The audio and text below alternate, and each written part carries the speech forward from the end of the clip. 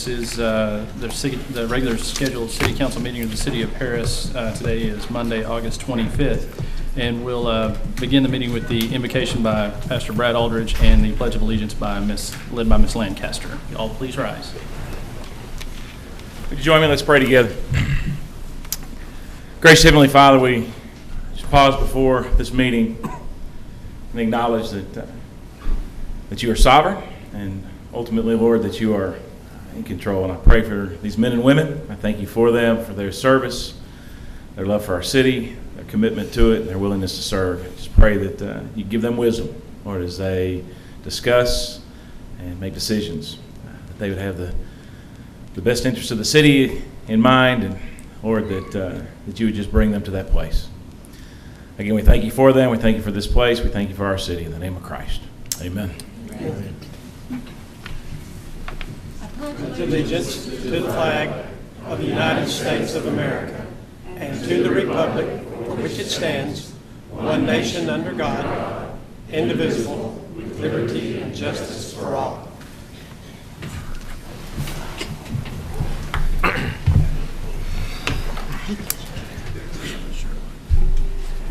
Okay, with that, we move to item number 4, the Citizens Forum. Persons desiring to address the council must limit their presentation to no more than 2 minutes. Unless an item is posted on the agenda, the Texas Open Meetings Act prohibits the council from responding to any comments other than to refer the matter to a future agenda, to an existing policy, or to a staff person with specific factual information. Claims against the city, council members, or employees, as well as individual personnel appeals, are not appropriate for the Citizens Forum. If you would please come forward, sign in, and state your name and address, please. James Price, 1230 Shiloh. Welcome to today to tell you about the Veterans Reunion. 19th Veterans Reunion. All veterans and their families are welcome. Free. Barbecue, lunch, and more. Displays, program, Army, Navy, Air Force, Marine Corps, and Coast Guard. Free. Let us know you're coming. Please, 903-272-680. Anyways, we Saturday, September the 6th at Red River Valley Fairground Coliseum, 9 a.m. to 5 p.m. You veterans know that I got some few flyers in the back, so please come out. Also, I'd like to address the council PDC. Please today, won't you get 3 people who's not even on the PDC board, let them, not me, but somebody else. Let them, some citizens, let them, see about talk to y'all about it. Cause we gotta get some kind of voice, because I'm tired of this here. We can't find out nothing. Thank you, have a good day. Thank you.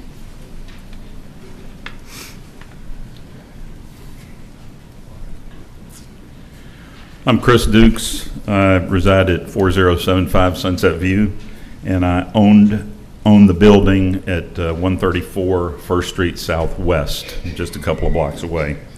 And I want to speak briefly about an agenda item number 15, which Richard Hunt, I'm sure, has a whole lot more information about. But basically, I believe that this agenda item is to request the city to go into partnership, if you will, with the residents of the property along First Street for the relocation of a high voltage power line. What I would say to you is the building that I've got is part of the historic district. It's on the National Historic Register as, a collection of buildings. My building needs work done to it. It needs to have a new roof put on it. It needs to have the entire building repointed. My understanding is the high voltage line in front of the building, which is only about 3 or 4 feet from the front of my building. According to Encore, no one is supposed to be within 15 feet of that high voltage line because of the potential for it to arc and kill them. So I can't have my building worked on the front of the building. And in all likelihood, I won't be able to put replacement windows in unless that can be done from the inside of the building, and then it's still not safe. I don't know the history, but I'm sure the building was there before the power lines, and I assume that either the City of Paris or the Texas Public Utilities Commission granted an easement to Encore to put that line there. An easement is giving them the right to the use and access of the property for their purposes, but the easement should not deny me the access to the front of my building. So this is a problem that I see was either created by the city of Paris or the Texas Public Utilities Commission. And I would ask that the city of Paris, as much as possible, lean on the Public Utilities Commission to have Oncor correct this problem at Oncor's expense. Mr. Dukes, I apologize, but the 2 minutes are up. Okay. Please feel free to hang around for that agenda Okay. item. That'd be great. Thank you.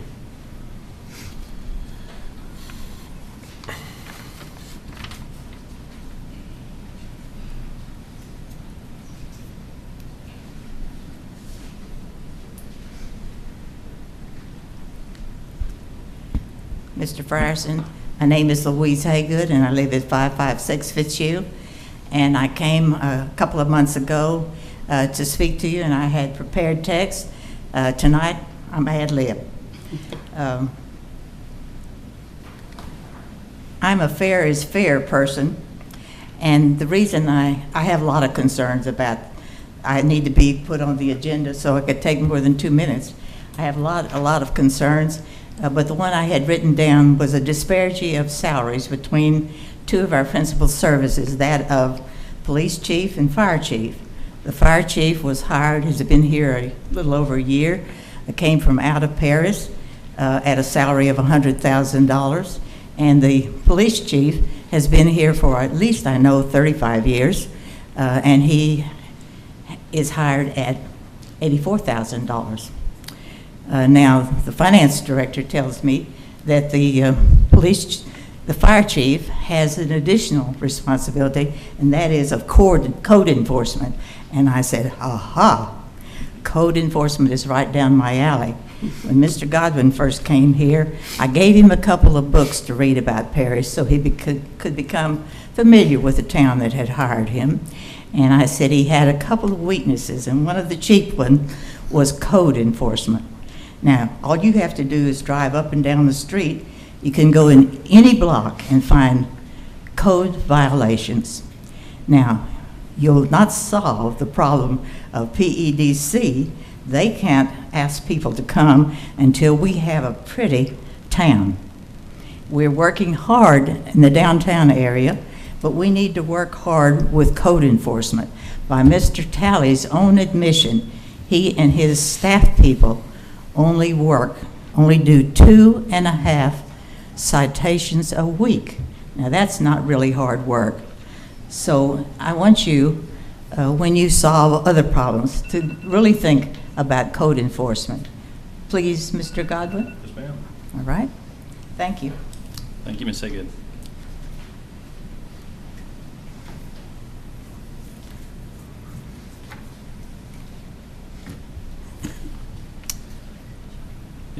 Anyone else desiring to speak this time? If not, we'll close the citizens forum and move on to the next item on the agenda, which is the consent agenda. Does anyone from the council have any questions or any items to be discussed at this time? Ms. Lancaster? I'd like to draw out number 8. Ms. Lancaster has asked about item number 8, the drainage ditch report. And I want to pull out item 6B, 9, and 6D.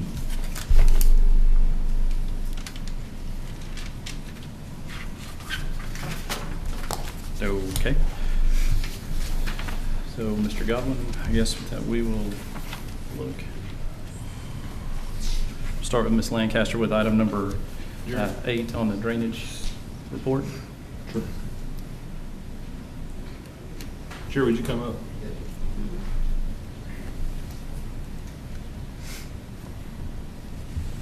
Yes, ma'am. Jerry, this is directed too much toward you as it is our city manager, because you weren't here when I brought this to Mr. Godwin's attention, and we still don't have an answer. About a year and a couple of months ago, I brought to his attention the very poorly maintained drainage ditches all in my district and in some other districts too. Along came the ice storm, which made it even worse. Nothing has been done in those drainage ditches at all. Now, to compound that whole problem, we have a vast residential mosquito problem.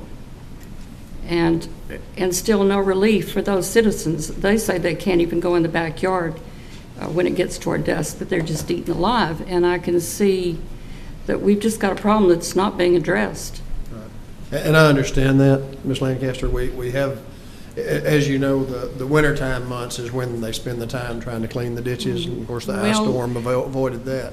And I'm not jumping on you Yeah, I because understand. this, when I brought this to Mr. Godwin's attention, this has been over a year. And we have acquired the services, not acquired the services.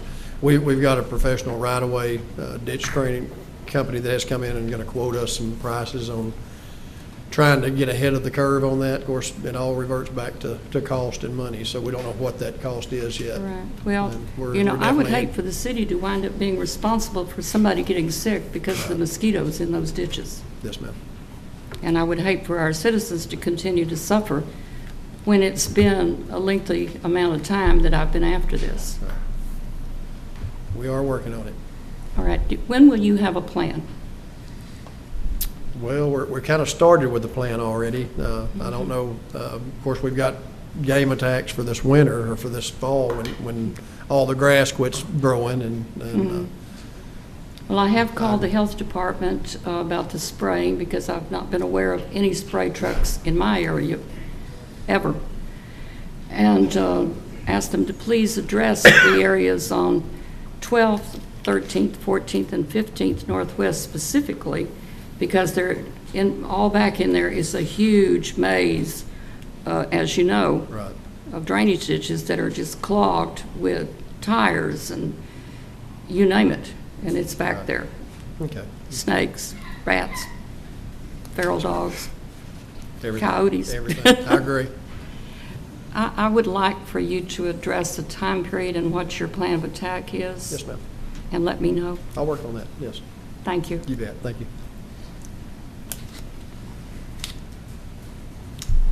All right, and moving backwards, I guess, to 6D. Dr. Hoshman, you had Can I start with 6B first? 6B, sure. Yeah.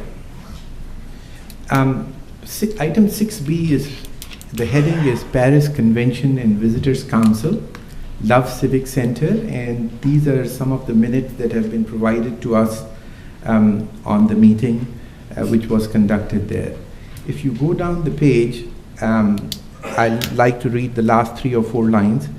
It starts with Becky spoke about marketing possibilities. Motion to accept upstairs remodel for $6,000 was made by Mike Pedersen, seconded by Mary Lou Coe. The line after that says motion to give $5,000 to economic study was made by Jeff Martin and seconded by Roy Gwynn.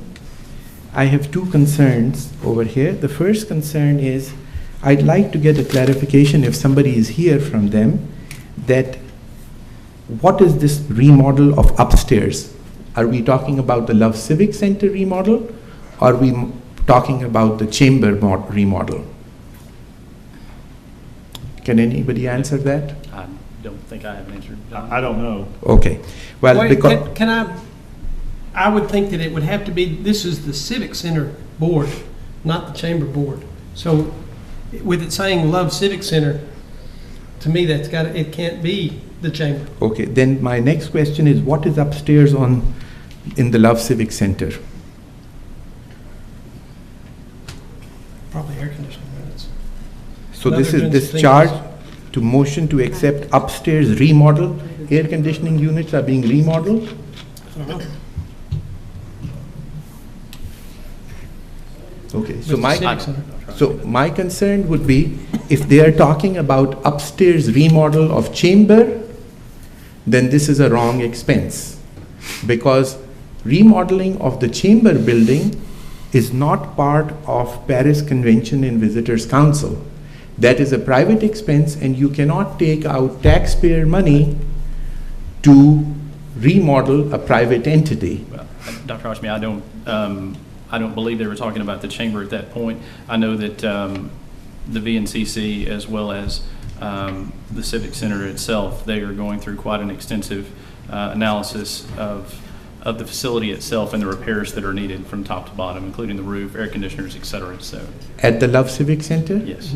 And so Can we take this out till this is clarified? Because this would be an illegal expense. Well, you can certainly table or just pass over that particular That's what I'm set of asking to minutes. do. And then I can get a confirmation from them in the morning. First thing in the morning, I'll check with Melissa over at the chamber, and she'll know what it is or is not, and I'll let you know. And the same thing holds true for the $5,000 economic study. What study is this? Is it coming out hotel and motel tax? Because that's what. Yeah, I think, and again, I'm speaking on behalf of these people, and I wasn't at that particular meeting. I think that's the money that they were giving for the study that was done by Texas A&M at Commerce on the economic impact of activities in the city. But I don't know that for a fact, so I'll find out for sure. Can we get a clarification of that? Because if I'll that do is, that tomorrow.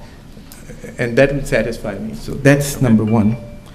The second item that I wanted to pull out was item 6D, and that says Paris Economic Development Corporation. And I'd like to pull up the meeting from August 5th, if I'm not mistaken.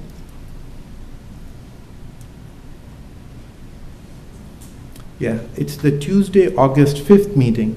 If I can ask you a couple of questions on this. On this meeting, when the posting of the meeting was made, there was no mention of Danny Deffenbach attending the meeting.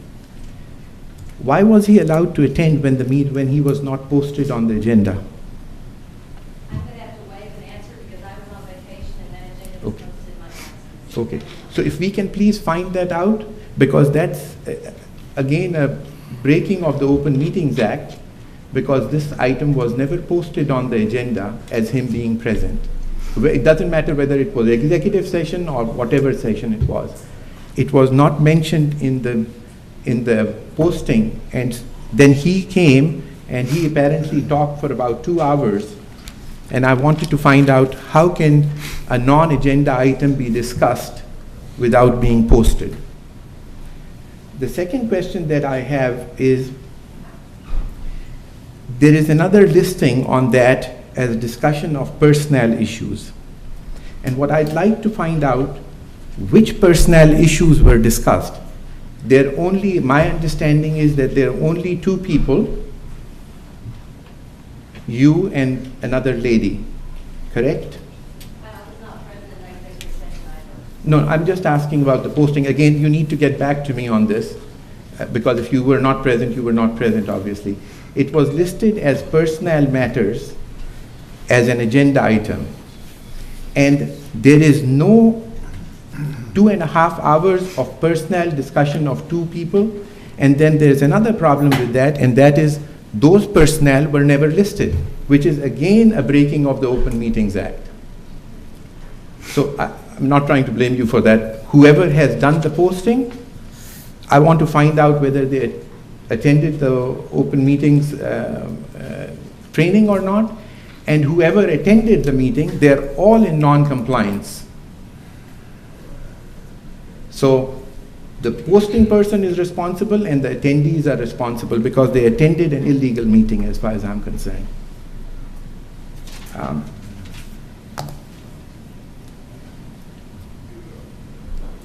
And then I want to clarify one other thing. When you write in executive session advice from attorney, you really are very limited to the advice. You're not allowed to discuss the matter amongst the attendees of the meeting. And I wanted to find out what advice took an hour and a half of the attorney's time. So if you can please get back to me with a clarification of that, I'd appreciate it. And I'd like to take this item out till I get a clarification on that. Then finally, item number 9 is received dilapidated structure report. Mr. Godwin, Mr. Talley still responsible for that? Yes, sir. Okay, he's not here, right? I don't believe so. If you go back multiple council meetings and you start looking at the dilapidated structure report, there has been no change in it. Or if the change is there, there is very little, if any, change is there. There are places where 30 days were given, they remain 30 days, It's just recopied over and over. And if you don't mind, I'd like to pull this agenda item for the next council meeting to get a detailed, thorough report on what has been done on this. Okay, you want to have Robert here too? Yes, or, I mean, you can answer for him if you Okay. want to, but I want to know what is the change, because when I've gone through each individual addresses, there is very little change in that.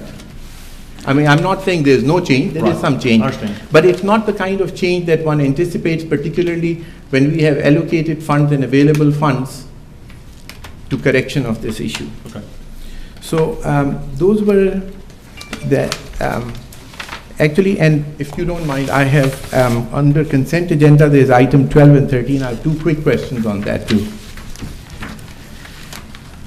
I think Jean may have to answer one of them. And item 12 is approved participation in local government investment co-op. I think you may have answered one of these questions. Are these funds guaranteed where we keep them? Yes, they're secured. That's They have what I meant. securities, yes. Uh-huh. Okay. What is the rate of return on them? Of course, it varies day by day, but it's usually something around 1%. Okay.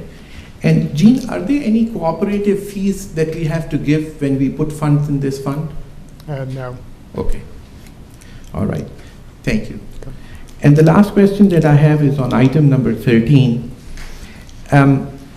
Mr. Godwin may be able to answer this.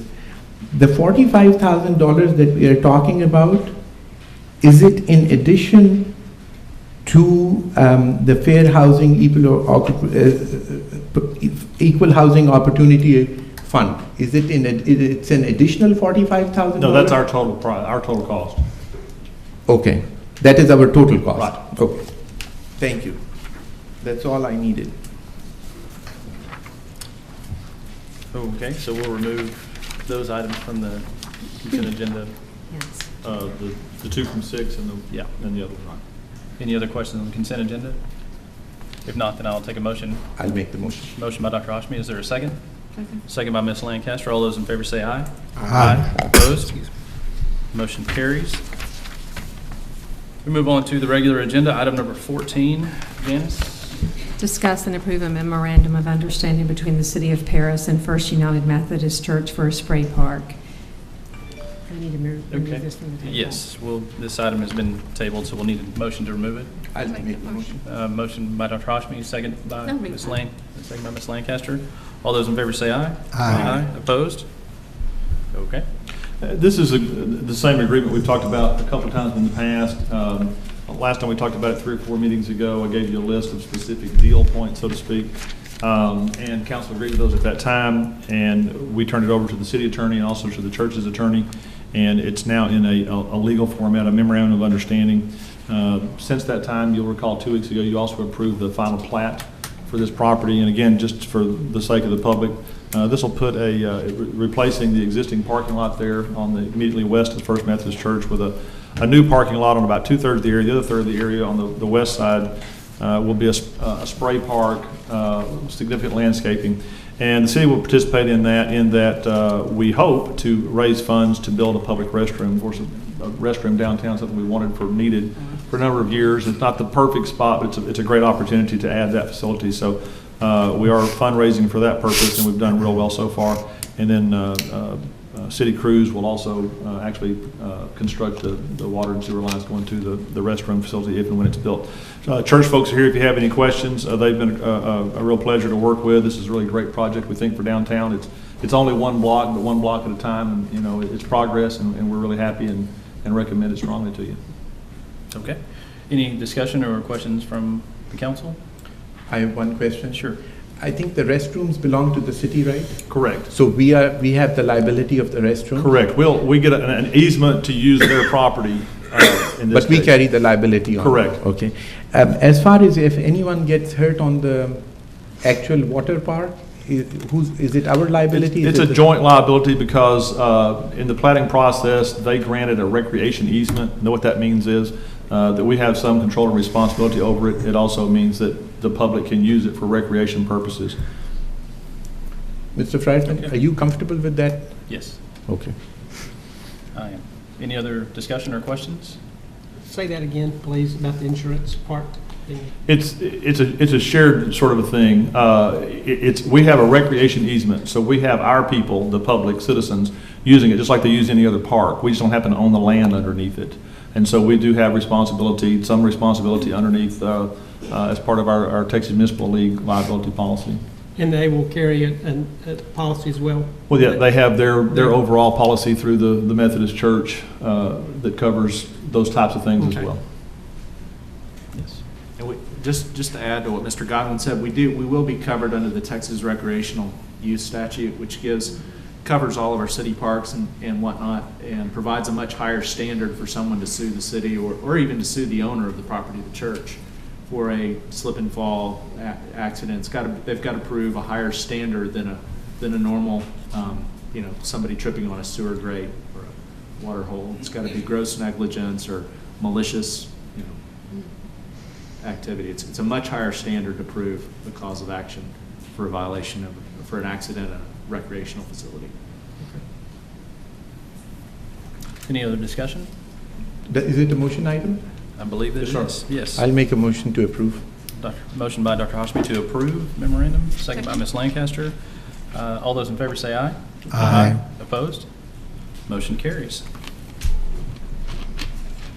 On to item number 15, Janice. Receive request from Richard and Claudia Hunt for assistance with downtown electric power lines and possibly take action.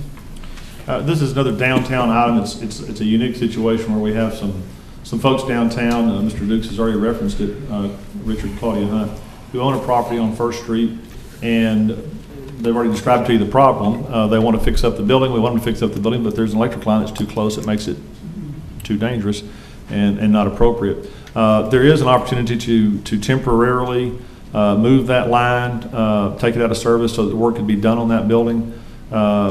And it's a very expensive proposition for a single property owner. And so the Hunts, who are here somewhere, I'm not finding them. Well, there we are. I'm sorry. I think they'd like to address you. And they're looking for any kind of possible help that the city might be able to offer them. Sure. Yeah, sure. Richard, absolutely.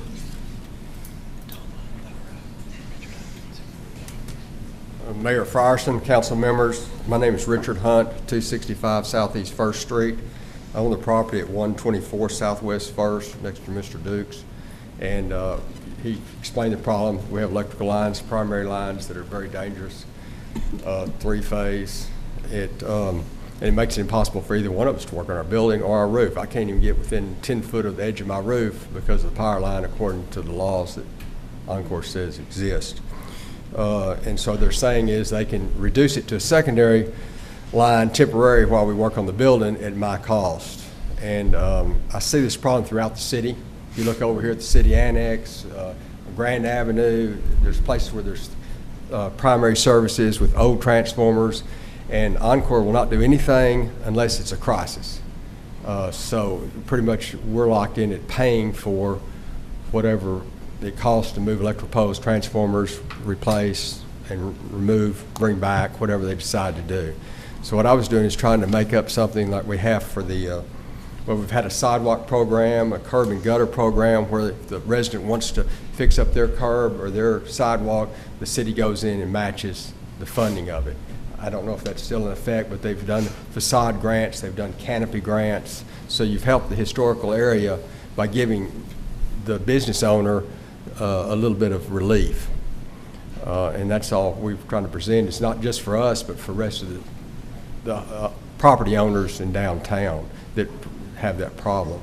Several of the alleys have that problem that you don't even see most of the time. So it's just something I wish you would consider. Any questions, comments? Anyone from the council have questions of Richard or about this subject in general? Sue? What did we do about that same situation on Bonham Street when we replaced that?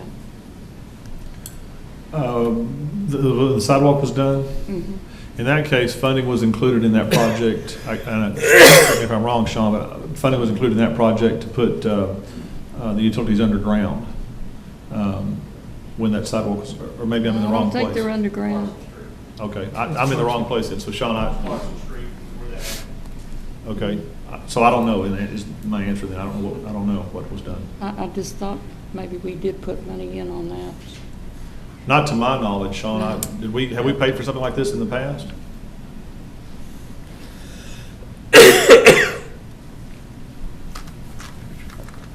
The only one I know, Edwin was on council at the time when we did Clarksville Street, and we did go through Encore through a process. We didn't go through the full-blown process. We did work with Encore, Suddenlink, and AT&T to put all those facilities underground on the Clarksville Street project. But there's no longer any grant money available, it doesn't look like, for a while. And that's the most expensive. I'm not asking for going underground. I'm just asking for help for moving the most economical way. We'd love to have it underground, but it could be years, Yeah. according to you, 4 years or more before that would be even a consideration. I need to ask you, are you telling me that so actually what's happening, the pole is not tall enough? The pole is less than the height of my building. Oh, it's less than the height. I look down at the wire. Okay, all right. And it's 4 foot because you have a cross, the pole's 7 foot from the building. But with the cross member and the wires above, it goes 4 foot. Mr. Dukes is 3 foot. So, and apparently it can arc. If you can be the ground and it can arc to you and kill you, and that's what nobody wants. Richard, is that similar to the one on Grand? Yes, I think it's the same. It's those old transformers. Yeah, they're old. But they won't do anything about that. This Encore has told me they won't do anything about it unless it's a crisis. Gets hit by lightning, typically, or somebody runs over it with their vehicle. Can I ask you, in your talk with Encore, what is the suggestions that they could do? They're on to their 5th idea. We've talked about trying to move the service down a block where the People's Bank parking is to get rid of the transformers I'm talking about are in the middle of the block that mostly serve People's Bank. And they have priority over everybody. I can't shut down their power because of their ATM machines and all their internet service. So it's making it very difficult to do anything right now. And so they're proposed several ideas, and they keep hashing back other things. But they're saying they won't leave. Whatever they do, it's just going to be temporary. But I still have to pay for that to move. Anywhere in excess, it's up, last was $13,000 in moving, and then they would put it back. No new transformers, no improvement like we'd like to see. Peoples would love to see it redone.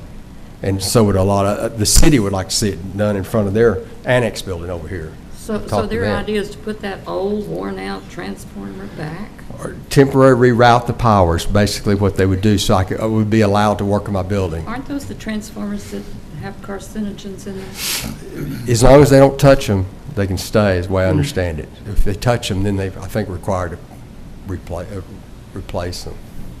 So, anyway, I thank you for your service. Yeah. Dr. Osman, did you have a question? Yeah, no, I don't have a question. I do have some comments.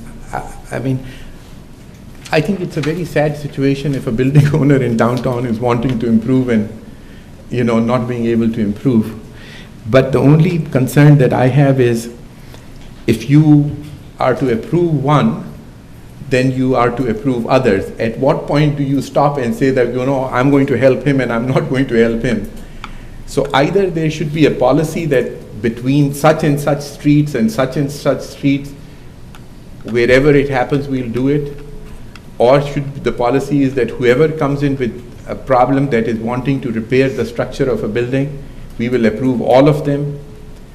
But I think to approve one and not approve other becomes an unfair thing. But again, I don't know. I want to help the gentleman. He owns the building, and I mean, there are not a whole lot of people who are wanting to improve buildings, and here is one who's wanting to improve the building.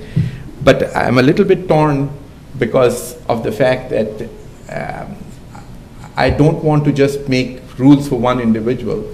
And as such, my idea would be to listen to Mr. Dukes, and instead of an individual calling Encore, we as a city call Encore and tell them that, this was your right of way or whatever it was.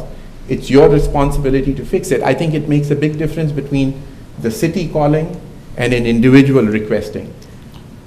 I mean, I don't know whether that's a good idea or not, but We have tried the latter, and David is here from Encore, and he can speak to that too. But we have visited with Encore directly, and they just tell us no too. Well, let me address a couple of things. The issue, basically, the lines that you're referring to have been there for 50, 60 years. As streets got widened, I'm sure the poles got moved to the curb edge as close as they could. At one point in time, the state and federal laws said you could be within about 24 inches of a primary line when you worked on it. Today's OSHA and federal laws and stuff say that you have to remain 10 feet unless you are a certified high voltage person that can work that close to the lines. Otherwise, we couldn't touch them to fix them if we weren't certified and able to work on them. So that's why the 10-foot ruling to stay away from the primary line. And it's not from touching it from the ground. It's if you're up in the air on top of the roof line and you can reach out, you need to stay 10 feet away from the primary conductor for safety, and that's state and federal and OSHA laws. So.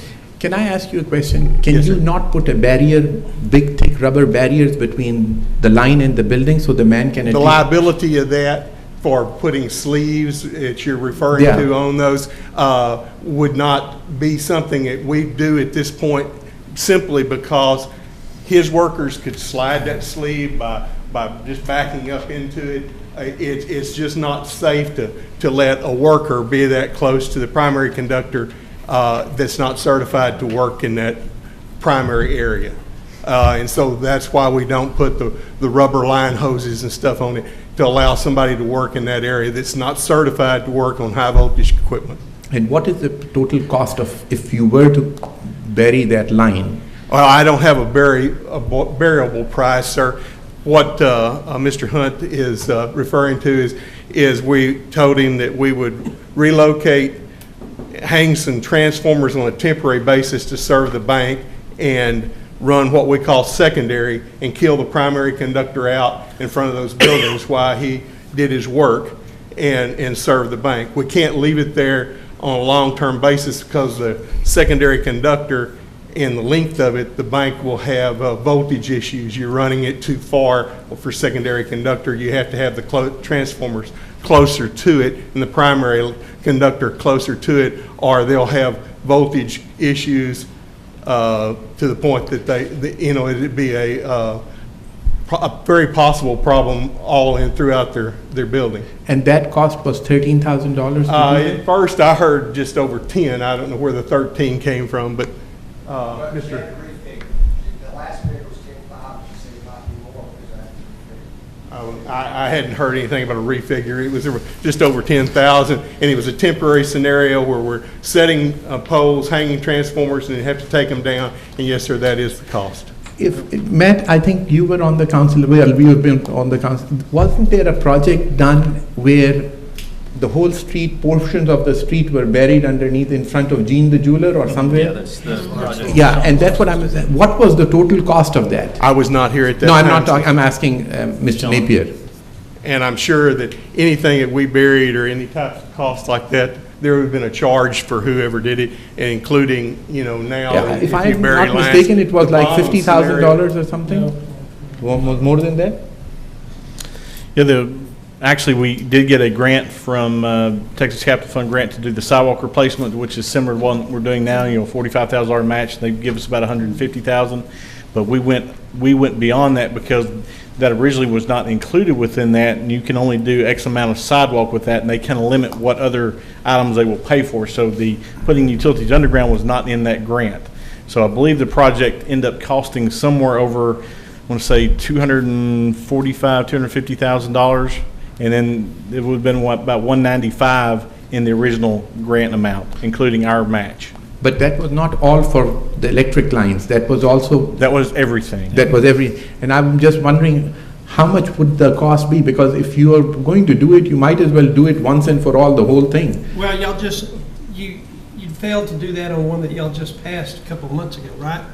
There was a sidewalk project there was an opportunity to do that then, and y'all didn't do it. I understand that, but So, situations change. Well, And yes, we charged you for the bond relocation. location.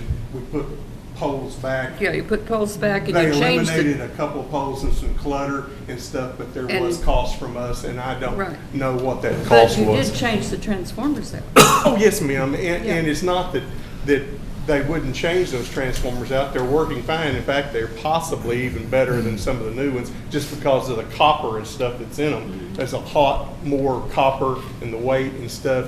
So if the transformer's working fine, it'd be like you replacing, Well, you know, a water some of meter those or anything poles- else. It was working perfectly. Some of those with those big transformers, those poles are bending. Yes, ma'am, I understand.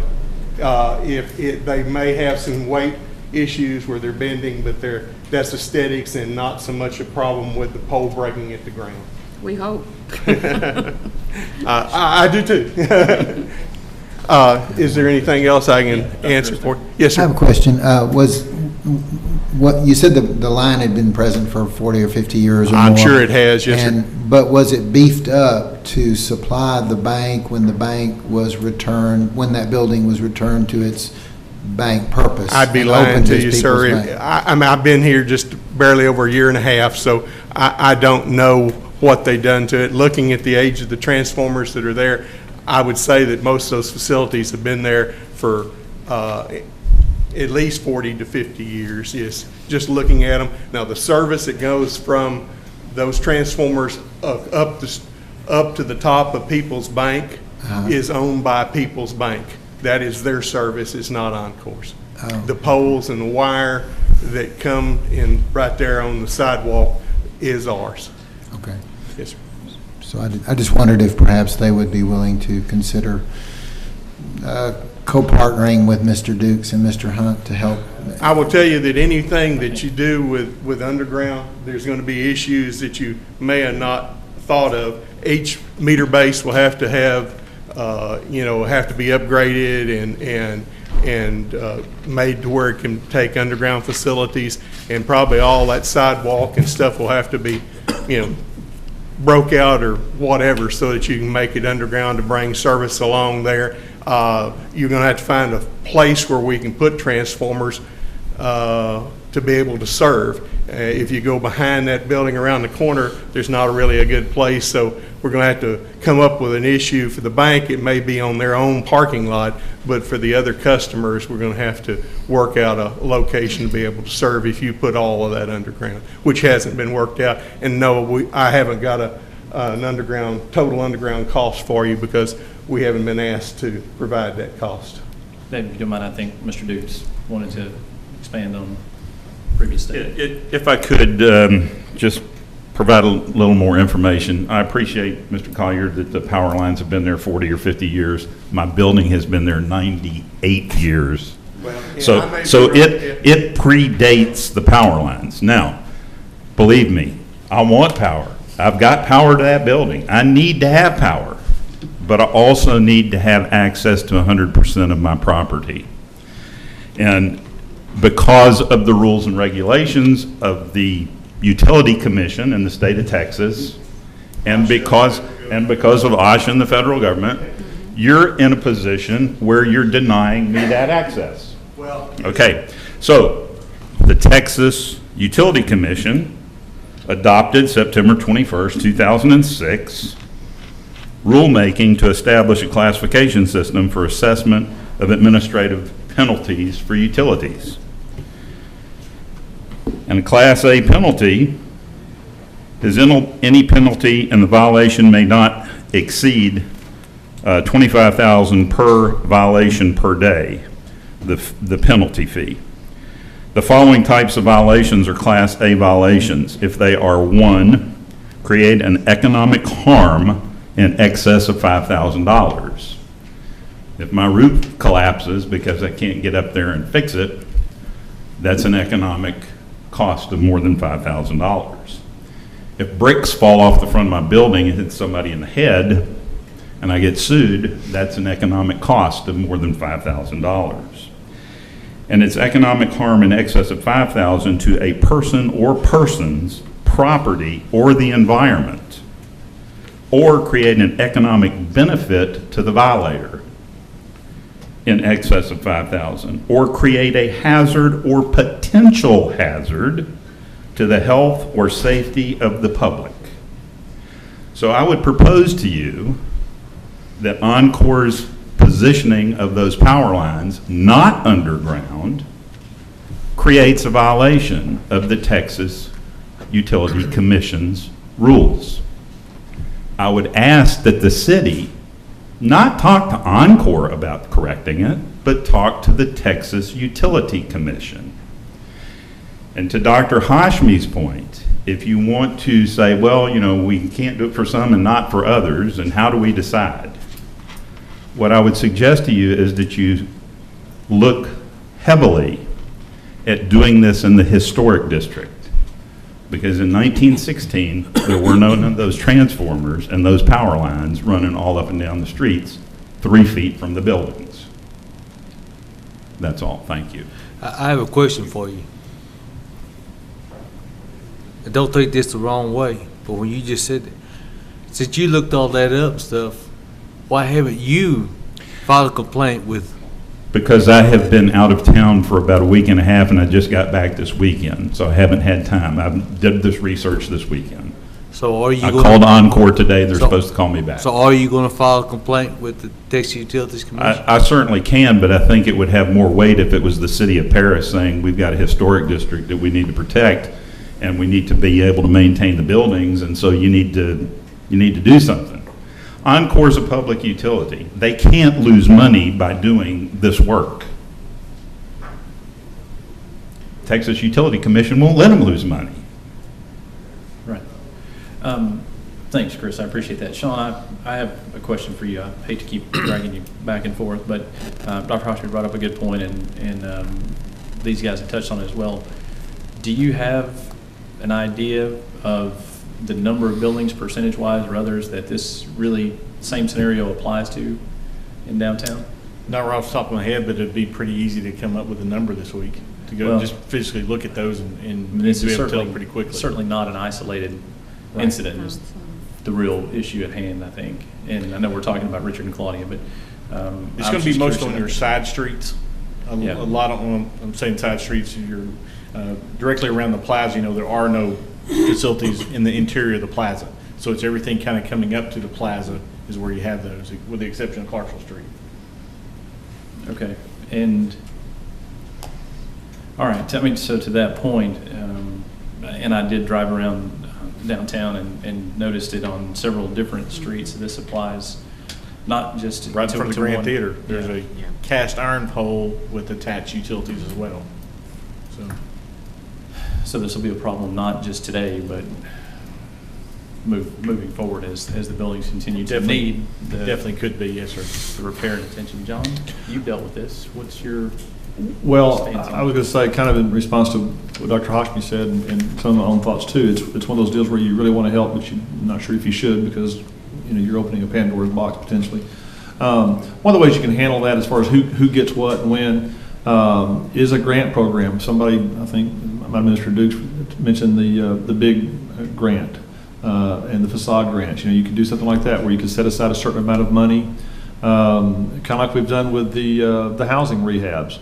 You know, with the loan guarantees, we set aside $2,500 per house for a certain number of houses, and first come, first serve, and you know, we put a share in some amount that somebody has to approve, but create a program, in other words, so that it's a methodical thing rather than let's give them some money because we feel bad for them and because they're in a bad spot that's not their fault. And then next we've got 3 more and we go, oh, we're out of money. So if if you're of a mind that you want to try to do something, that's probably the most orderly way to do it, is create a grant program. Again, like you do those other kinds of grants where people have to apply and you have a maximum amount, and if you put $5,000 in the pot or $15,000 in the pot, once that money's gone for the year, it's gone for the year, and anybody else has to wait till the next year to apply again. Can I ask one Sure. more? First, from Mr. Hunt. Mr. Hunt, how urgent is your project? I mean, is it really far behind you? I got a certificate of appropriateness to redo my facade in May. This is when I found out all this trouble. And I was not asking for the grant just for my wife, and I know that's not fair and politically correct. I was really asking for the entire historic district. Yeah. This is what Mr. John was saying about it, some kind of grant situation. if those two options of the Texas Commission and the grant thing doesn't come around, is there some way that legally we can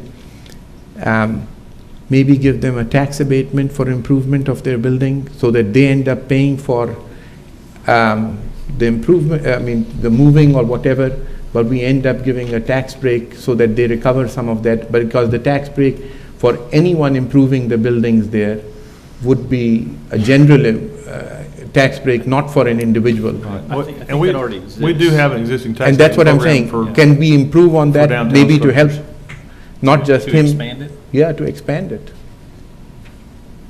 I mean, Sure. Sure, we can revisit what we have in place now. We haven't had applications for that downtown since I've been here in the last 2 years. But we can expand that or modify that or look at that some more. But here we have a gentleman who's wanting to do it, and I think maybe a second gentleman who's wanting to do it. And instead of letting them wait for the next 2 years for Texas Commission to respond to us, I think we should take those steps anyway. Right. But I think if there is a sense of urgency, they have Well, buildings waiting for them to improve, and here we are sitting doing nothing. I mean, I agree with you that it's really just a precarious situation and what moves the meter. I don't know, and I would be interested in anything we could do to continue to revitalize downtown. I do wonder, quite honestly, about the tax breaks. I don't know that necessarily helps with the initial out-of-pocket cost that an individual would have to come up with. Yeah, it doesn't. I would hate for somebody to ask me for that. Yeah, well, it doesn't help that, quick but conversation. in the long run, at least there is some recovery, and it's a general policy for everyone rather than individuals. I agree with that. Is there? If the council wants to pursue assisting this block of people and others, we can certainly come back with something real quickly for you. In the meantime, if you want to do something on this particular project, or if you want to wait, or maybe that's not, of your mind. I'm not sure where y'all are on this. Maybe you want to think about it more. Maybe you want to say, we'd like to help, but we can't. I don't know. But if you'll give me some kind of direction, I can bring something back to you real quickly. Either way. I believe that if somebody is wanting to improve, they should be helped. But I think there should be a general policy, not an individual policy. Right. I think we should ignore his request for us as an individual, but I think relatively quickly we should bring some options for the council that you can think of, and let's rediscuss them as to what, there could be multiple options, but I think, that's just my opinion. I don't know what others feel. Look at also the getting with the Utilities Commission, and there's got to be something there. I think both of those are good ideas. And Dr. Hoshman, to your point, John, is it too much to ask to have something back by the next meeting? No, not a problem. 'Cause I do think that a blanket approach has got to happen, but individually they have an issue they'd like to get moving on as well. So. And just to clarify, it's not just one property owner. This is a group of property owners, and so that makes it even more, I think, worthwhile. That it's not just a single person. It's a whole block basically that's looking for help. And I know at least two of those, or really there's three of them, that are looking to do some work right away. And man, I don't want to tell them, no, you can't build anything in our downtown, because that's just the opposite of the message we're trying to send. So I'd love for you to tell me yes. I'll make the motion that while we are applying to the Texas Commission, we look at other options, and even if it's before 2 weeks, if you come up with those options, bring them back to the council in a matter of week, and then if we need to come to help them out to do it in a speedy fashion, that we can do that. It's a complicated motion. So do you want to clarify that one? Do we need a motion? We don't have to. Motion to table with a study as directed to Mr. Godwin. I mean, we can provide direction to you. Well, I think, if y'all are in general concerns with Dr. Hoshman saying, I'm prepared to bring you something back real quickly, if that's. If we just provide direction, do you want to withdraw your motion? That would be fine. Okay. I'll withdraw. So that's the direction to bring you something back? Yes, as well as to ask him And to then look the into. city attorney will visit with TUC. Yes. Okay, great. I'll make a motion to table the item. Okay, got a motion at table? Yeah. All right. Second. Second from Dr. Gross Nickel. All those in favor? Aye. Opposed? Okay. Great, thank you. All right, Janice, item 16. Discuss and act on proposed amendments to the Paris Economic Development Corporation bylaws. Ms. Barentine. Mayor and council, pretty much is kind of housekeeping. If you'll notice on page 1 is the actual physical address will be inserted instead of referencing the city's address, because we have been filing with the Secretary of State for our board members as they change, and we have been using the physical address and other contact address as 1125 Bonham Street, which is where the Paris EDC offices are. So that's on page 1. And then if you will skip over to page 4, I believe, is the next one. Page 5, yes, page 5, which is relative to the city manager and the city attorney. And we changed the word, the actual sentence at the end is that the board used to say will, and it will be may reimburse the city for the cost of such services provided relative to the city manager, and the same from will to may for cost of services for the city attorney. Kent and I talked about that, and it references that the city attorney will serve as counsel to the board as provided in the city charter. Did you have time to confirm that it's in the charter? Yeah, I don't think it's clearly stated that way in the charter. Okay. Not in the section I was looking at. Well, that's kind of what spurred on our board is we didn't want to change the charter. So knowing that, you know, futuristically, that if your conflict of interest goes away, then you can actually still do some kind of business for the PEDC. So that's where that came about. Then it goes to page 8, where it's relative to the Secretary-Treasurer shall have the following authority, and it adds item 11 that says shall have joint signatory authority over operating accounts of the Paris CDC.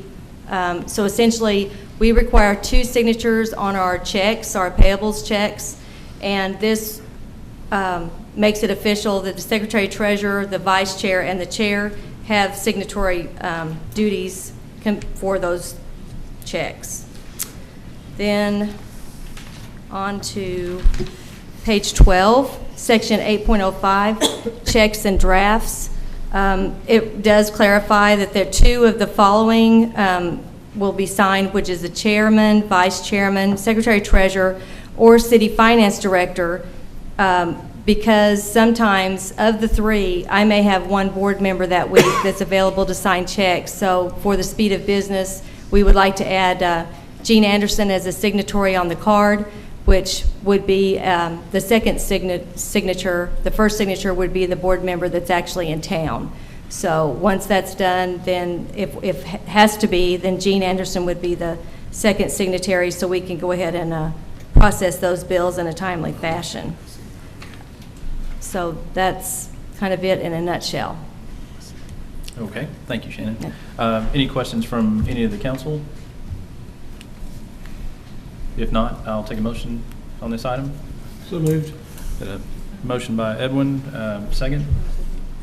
I'll second. And a second from Dr. Grossnickel. Any other discussion? If not, all those in favor say aye. Aye. Opposed? Motion carries.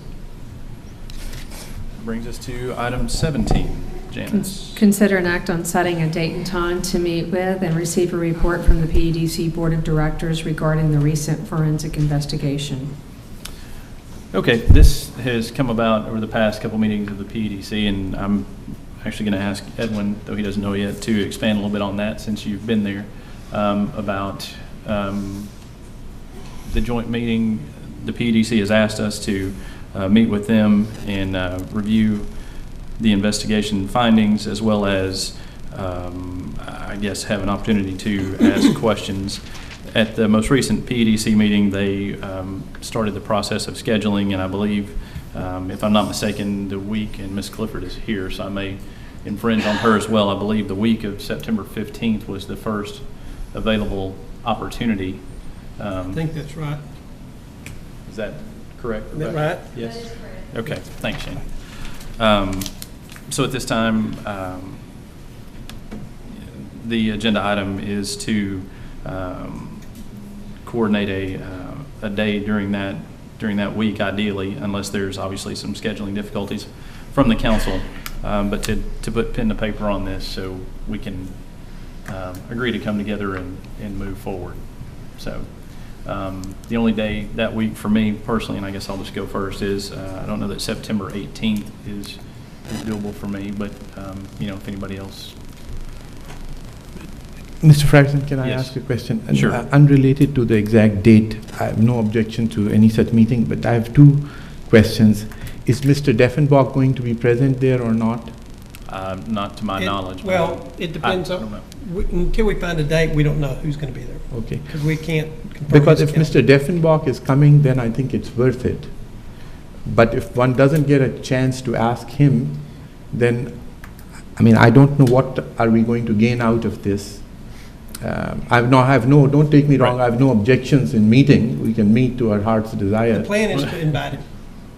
Oh, the plan is to invite him? And to invite him based on the date. Okay.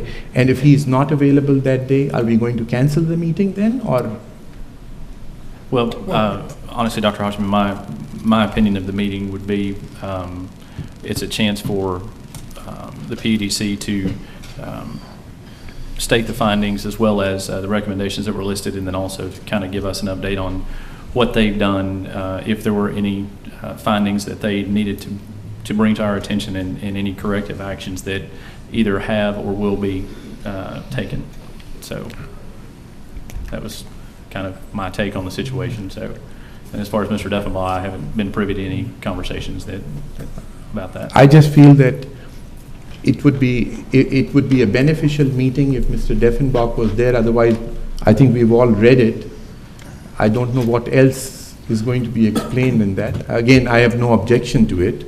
If one wants to meet with the board, there's no harm in meeting PEDC board, but I think we should ask them to have Mr. Deffenbach so that in case if we have any questions, we can.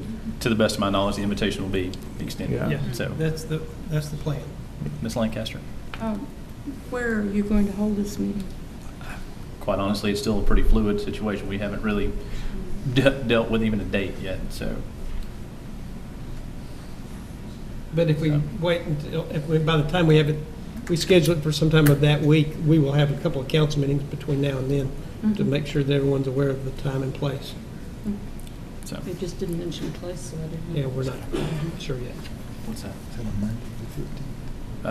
Yes, the 15th is a Monday. So the council meetings are scheduled now for a regular meeting on the 8th and on the 22nd. So this would be in between there. Does anybody have, just for throwing out ideas, anybody have any objections to Tuesday the 16th? I have some. Okay. I can make it, but I prefer not to. What about the 15th, since it's a Monday and we meet on Mondays anyway? I'm agreeable to that. Monday So with the football. council meeting is what you're saying? No, that's it's between. since we Oh, have. it's an opposite. It's an opposite Monday, but since we always have council meetings on Mondays, why not just keep it consistent? and be I don't mind attending, for my sake, I'll say I don't mind attending Sure. any meeting on any day, but I would prefer to have Mr. Deffenbach there. If he's not there, then I don't want to And come. I don't think I need a clarification And from your anybody else. point is certainly well Yeah. taken and understood. So that, which is, if we're going, is that the 15th? Anybody have any huge heartburn about that? I know we'll still need to go with PEDC to make sure that we, You might want to have a second option Yeah. also. that's Tuesday the 16th.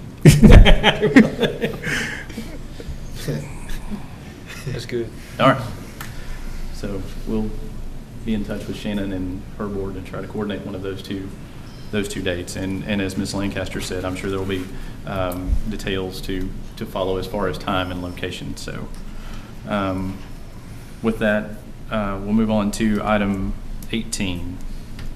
I have placed this item, and I have a very brief statement, so I'll read it.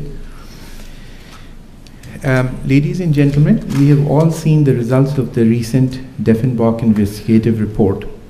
Though the results may not be conclusive due to lack of ability on part of the investigative firm to issue subpoenas, etc., it certainly does point out to some of the shortfalls that we have had in our policies and procedures.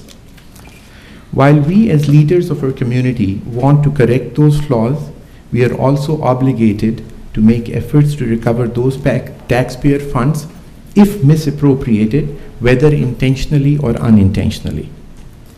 Private enterprises may run their businesses the way they want to run. However, when it comes to people who are responsible for taxpayer money, they are held to a different standard. Even if policies and procedures are not present, there's a certain level of fiduciary responsibility that requires you to spend the taxpayer dollars appropriately. Now, it is not for us to second guess or decide whether that responsibility was appropriately handled or not based on existing laws, and I'm not saying that what I think, but based on the report, that there might have been some transgressions.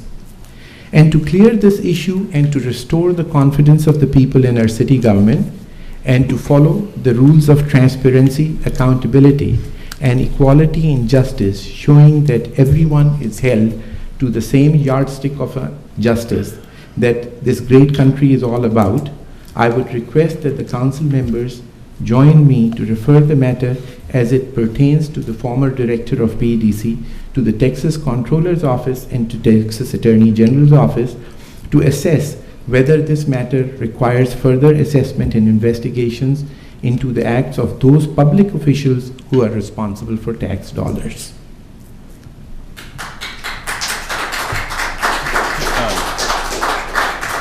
Ms. Lancaster? I'd like to say similarly the same thing. I'm concerned that there are possible wrongdoings, and I would like to have an outside entity look at that, determine if there is. If there is not, there's certainly an opportunity to clear some people's names, and that would be very welcome. But I think we're all too close to this problem. I think we need someone to stand back, look at it, and tell us this was wrong or this was not wrong. And I just encourage the council to send that to the Attorney General. Well, in fairness, that's the same statement that we went through whenever Mr. Wright and Dr. Hotchme made a motion and a second to find a firm from outside of Lamar County to make sure that it was independent. That was hopefully the objective in whoever sought out this firm to begin with. And $50,000 later, I think we have a responsibility to follow some of the directions that very investigator found. We paid $50,000 for his opinion, and it does say some things need to be looked at. Right, so I don't want to see that money wasted, for sure. And quite honestly, that's one of the main objectives of the joint meetings. I'd like to hear what they have done, because there's a good chance that most of those are either in the works or have already taken place. But I would certainly hope so. I do believe that if you'll read, and I'll be more than happy to read them, because I've got them all here if you'd like me to start. But there's not one mention in here of the executive director or anything that he did that was illegal on these recommendations. There are mentions of policies, procedures, things of that nature, but there's no identification whatsoever of in any of these recommendations of anyone that was violating the law. And actually, I think that if you'll discuss with the members of the PEDC, they will tell you that Deffenbach said that there was nothing there as far as going after the executive director. Their attorney, Mr. Moore, said that there was nothing there. The FBI has said there was nothing there. And so I have to scratch my head to say why. I disagree with that. Well, you disagree that they said? Disagree that they said that? No, I disagree of your interpretation. Well, when they said there was nothing there, how do you not I interpret it? did not say that it said, it didn't say there was nothing there. It said it didn't rise to the amount. But there are a lot of witnesses who were not investigated because Mr. Diffenbach did not have subpoena power. Well, but An outside but I- attorney, such as the Attorney General, would have that. Well, And we I- would clear the air forever if we could have the witnesses all speak. I'm afraid that we would be sort of looked at in a conflict of interest if we got in there with the Attorney General. I don't want to because- get with him. I'm trying to get an objective, Well, somebody away. but you were talking about this council turning it over to the Attorney General, and I think that we're exposing ourselves to a conflict of interest if we do that. Mr. President, So no, and if this is such an issue, then why not wait until after we have our meeting Well, on the I'm 15th? not putting any particular timeline on it. I'm just saying we need to have someone of the law who is not touched by this investigation to tell us exactly what they think. if But it's that's why criminal. y'all picked Deffenbaugh. No, he did the investigation. The Attorney General will say, okay, this was against the law, or this was not against the law. Well, we had a former Assistant Attorney General that said that no violations occurred. Can I say one thing? Dr. Hosmer, yes. Mr. Pickle, first of all, I did not use the word criminal or against the law or any of that, which you're saying that, so I didn't say any of that, that it is against the law or not against the law. Okay? What I'm saying, don't look at me like that. If you want to say something, say, but don't make faces, please. Well, no, I'm just surprised. Yeah. Okay. So I did not say, if you want, I can reread it. I did not say anything about that. What I'm only saying is that let the comptroller or the Texas Attorney General who know the law completely and see if there were any transgressions. And if there were transgressions, then he should be treated just like you pointed out to Jason Rogers, that you spent more money on renting a Cadillac compared to what you could have rented. That is what, and that was you who pointed out, and I think you will remember it very clearly. But I wasn't about to turn it over to the Attorney General or something like that. But Mr. Pickle, it's a question that you brought it to the council's attention, right or not? That's correct. Okay, and that's what I'm saying. This matter is more than what we can think of or see whether there is a transgression or not. If there is no transgression, then there's no reason to worry about it. If there is, Should this not be then a PEDC question and let them decide that? No, it's not a PEDC question because the council ordered the investigation. And we have received the investigation back. And again, it is not against going after a particular thing. You have spent taxpayers' dollars, and what you are trying to do is if they were spent wrong, then you either need to get the money back or there needs to be some termination of this as to, no, he didn't do anything wrong, which is fine. There's nothing wrong with that. But there is some issues which have been raised in the investigative report. But none of the recommendations that they made whatsoever involved going after Mr. Gilbert. Okay. You can interpret which way you like. I'll interpret it whichever way I like, or what I think is appropriate. And my thoughts are that it is appropriate to do it. If your thoughts are, Well, let me finish. Can I finish? I can read the recommendations. Can I just finish what I'm saying? Sure. That is my recommendation, that we refer the matter. If you don't feel that we should refer the matter, you have your choice of saying no to it. And if the council decides that no, we don't want to refer it, make a vote and just say no, we are not going to refer it, and that's the end of it. But this is just what I felt after reading the report, that I felt that this should be done. If the remainder of the council feels that that's not the way to go, well, that's fine. Okay, let me ask you, you just said that if we bring this to the council and they decide that we don't want to move go to the AG or the comptroller, then that's the end of it. That's what you just said. Yes, the council will not send it then. Okay, so then what are you going to do next? What am I going to do next? That's my question. What are you going to come up with next? What are you trying to say? Am I coming up with nonsense? Is that what you're saying? What do you mean, what am I going to? First of all, I resent personal comments. What is this about? Gentlemen. What are you going to come up with? What kind of a question is this? You are entitled to put something on the agenda. I'm entitled to put something on the agenda. And then you question me, what am I going to come up with next? Yes, sir. Gentlemen. It's not worth talking to you. All right. One should talk to reasonable people. Gentlemen, if we can bring this back, does the council wish to act on this item at this point, or? I would like to make a statement first.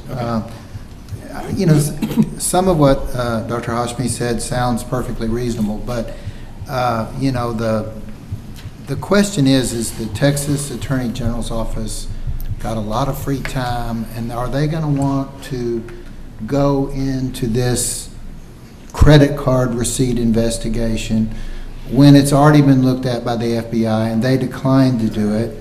And I don't know, honestly, whether the Texas Controller of Public Accounts is a law enforcement agency, which is what you're asking. You're asking that the former director be punished and made to repay potentially some monies. He's never really been given a chance to document. He didn't do a very good job, obviously, of documenting many expenses, but I think that he may have some records that he could bring to bear in his defense if this step were taken. But the main thing I look at is that his budget, his expenses were gone over by his board, and they approved them. They approved every one of his expenses, chewing gum, energy drink, whatever. And Gene Anderson also looked at those expenses and, you know, also, I guess, in a sense, approved them and marked that they be paid. So at this point, I think Mr. Gilbert probably can't be held liable for something that his board and the city authorities have already given their stamp of approval to. So why now ask that yet another agency expend valuable tax dollars to try to get something recovered that really might not be that much? Some of the bigger expenses that stand out were, I think, legitimate big meetings in Austin where there were a lot of people, and it was appropriate perhaps that the board, that Mr. Gilbert paid that tab. Another thing is the, I'm sorry, the issue of, I'm blocking on it, but just give me a second. Anyway, I apologize for my lapse, but the board approved his conduct, and I think at this point trying to recover monies is pretty unlikely. So therefore, can I just make one more point and then Sure. I'll stop with this? I think your points are well taken, and I understand what you're saying. But Dr. Grossnickel, it doesn't matter whether the board approved it or not, number one. If there's an illegal thing that the board approved, that remains illegal. It's not a question of whether the board gave an approval or not. Number two is,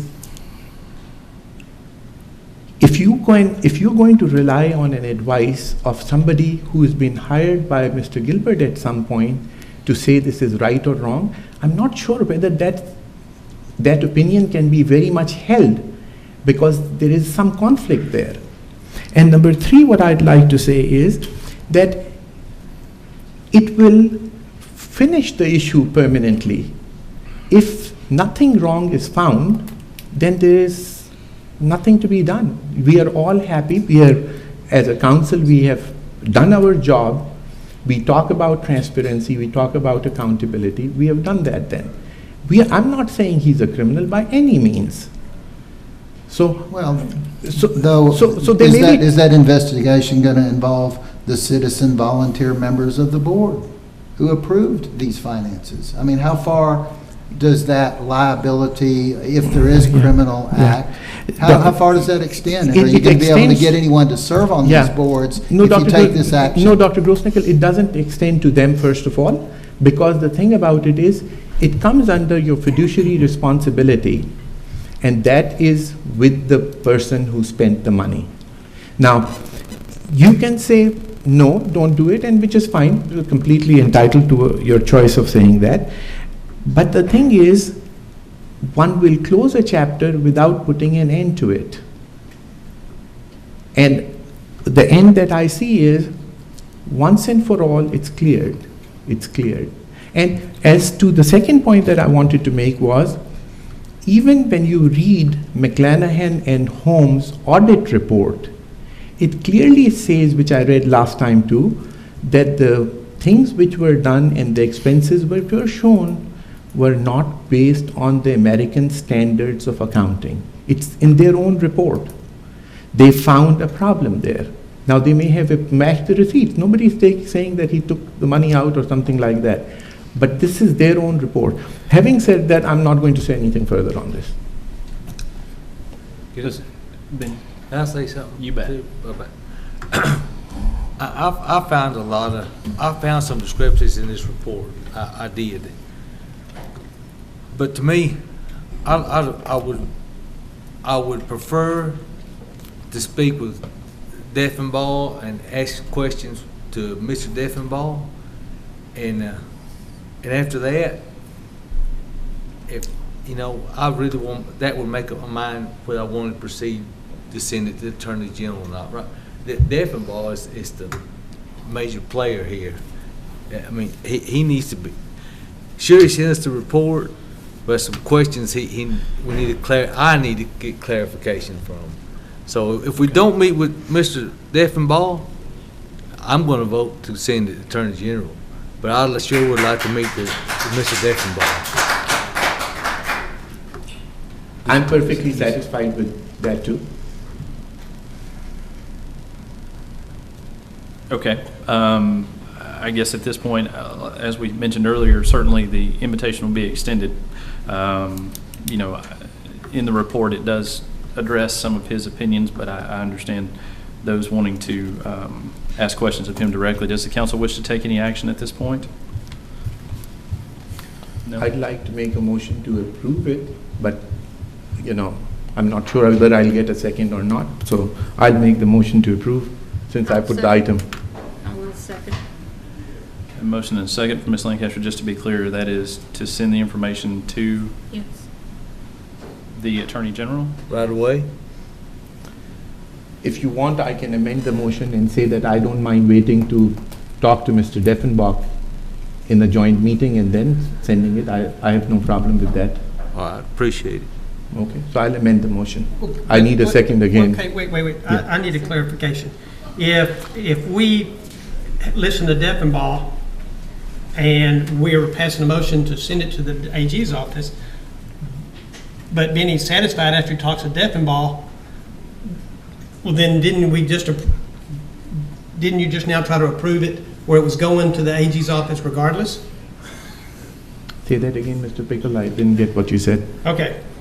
If the motion that you're presenting says it's going to the AG's office after we meet with Deffenbaugh, correct? I'm asking. Okay, that after meeting with Deffenbach? It's going to go to the AG's office. That's what you're saying? Yes. Regardless? Regardless Not regardless. of how the meeting with Deffenbach goes? No, not regardless. Well, then what's dependent upon what? Depending upon what we feel after meeting with Mr. Deffenbach. Well, so we're going to approve something maybe based on how we feel in a couple of weeks. Well, then I'll take the motion back and I'll make my original motion. What about motion to table it until the meeting that follows our meeting with Deffenbaugh? I have a motion to either deny the motion or I've You made wanna- two you wanna motions now. restate it So at this point? That's- I'll need a second for my second motion and then you can What's do your whatever. motion? My motion is to wait till we meet Mr. Deffenbach and then decide. Second that. Okay, I guess, Go ahead, Mr. Fry. well, I guess I'm trying to put that into words. If we're saying to send it I guess I'm kind of like Edwin, we're making a motion based on a contingency that we don't know Yeah, what the outcome we are is. making a motion based on a contingency. Is there something wrong with the motion, Mr. Attorney? It does seem like I think you could wait until you meet with Deffenbaugh and then decide to make your motion rather than making it contingent. Is a little bit confusing. I'm confused anyways, as to what we're doing, whether you're saying that it's going to go to Deffenbaugh, I mean, not to Deffenbaugh, to the AG regardless of what Deffenbaugh says. You just want to hear from Deffenbaugh, or is it going to depend on what Deffenbaugh has to say? It depends on what Deffenbach has to say, so that... Then I would wait then. Okay, I would wait. I'll take this motion back and I'll make my original motion to send it now, and that's it. Okay, so the motion is to send the information to the Attorney General. There's a And the motion Comptroller's Office. and a second from Ms. Lancaster. Is there any further discussion on this? Just please clarify the motion. To send the information that exists today to the Attorney General and to the Comptroller as it stands. As it stands. Correct, Dr. Hashmi? That is correct. Okay. All those in favor say aye. Aye.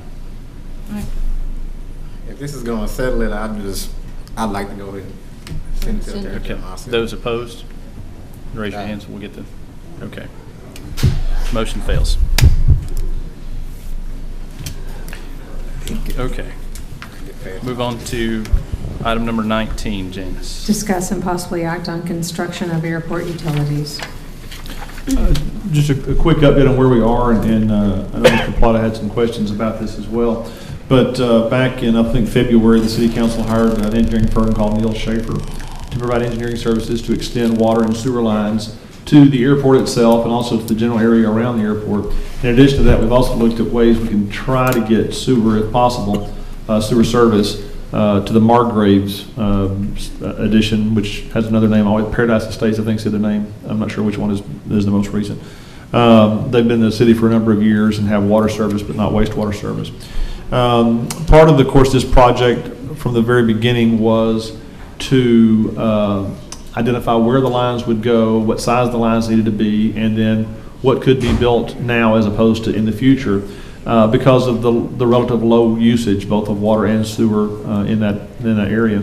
And we've talked about this before, but it's been several months, and I think it's been since the two new council members came on. But you have to have so much flow, both in a water line and in a sewer line, or it just simply does not work. If the sewer line doesn't flow quickly enough, well enough, it'll turn septic, and you'll have all sorts of problems.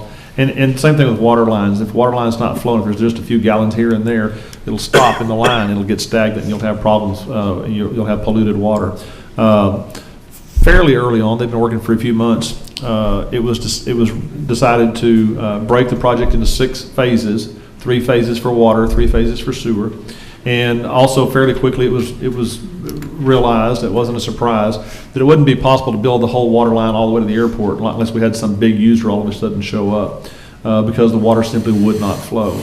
And so at this point, Neil Schaefer is working on phase 1, which would take water, and by working I mean planning, designing, obviously there's no construction going on or anticipated anytime soon, would extend a water line to just south of where the vet clinic is and the ball fields are.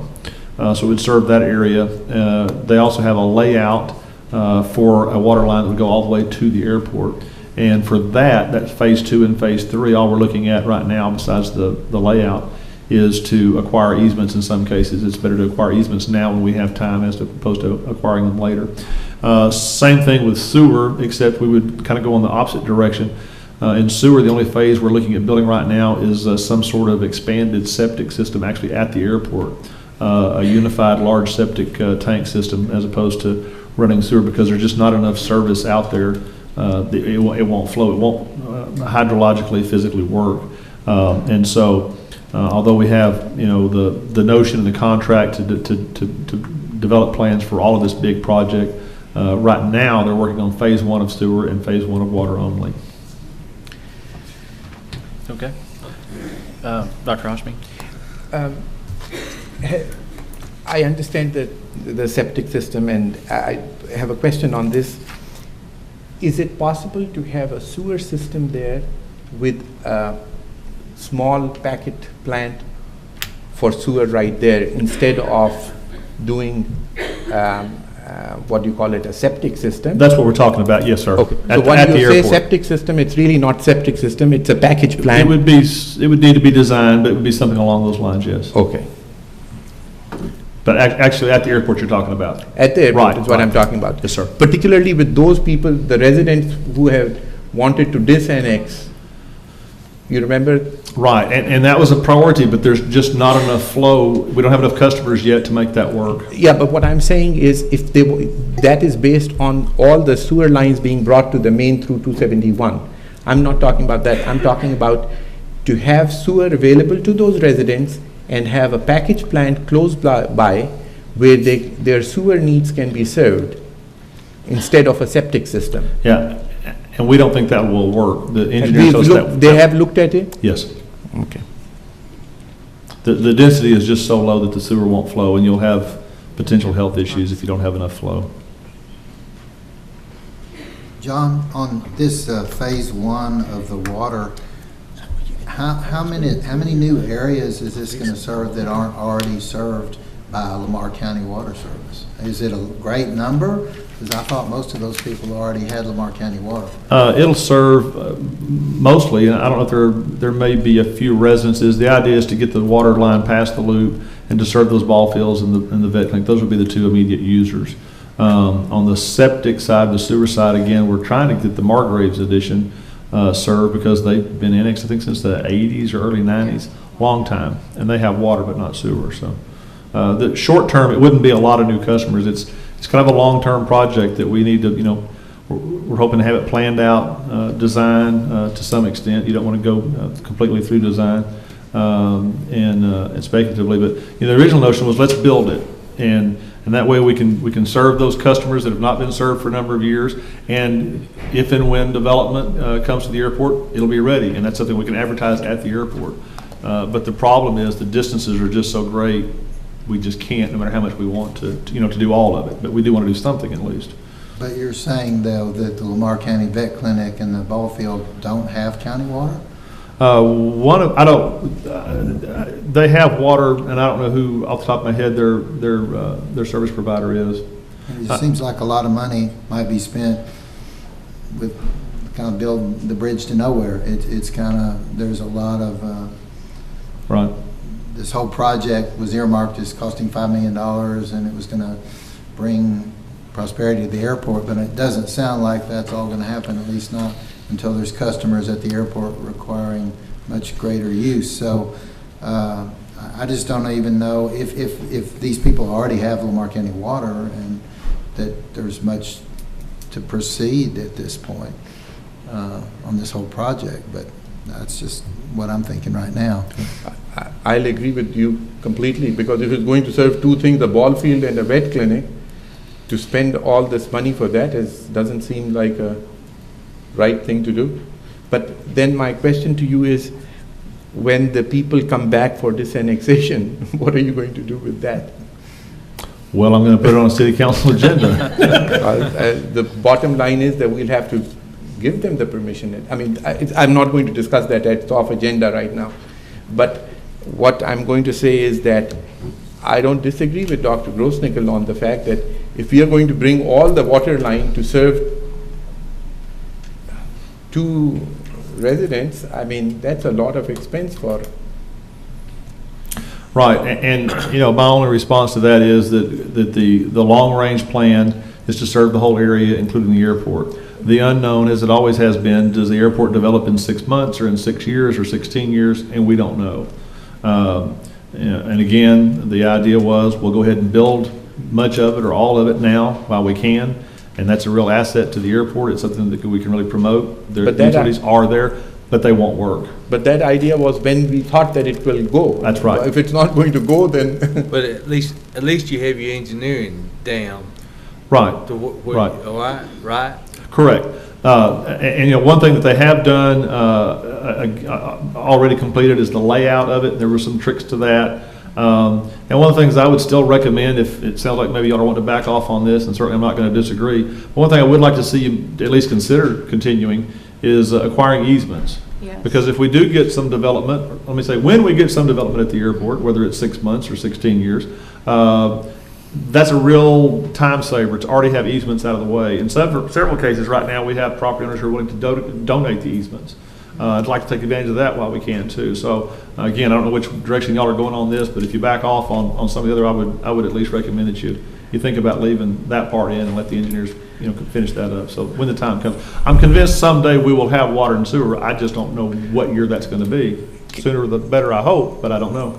Can we be sure that they have looked at package plant? Because I'm not sure whether they have looked at the package plant doing for sewer there. Because if we have a package plant there and do sewer for those residents, we don't have to deal with disannexation, and we can have a little bit bigger sewer plant there as a package plant to do the airport in that area.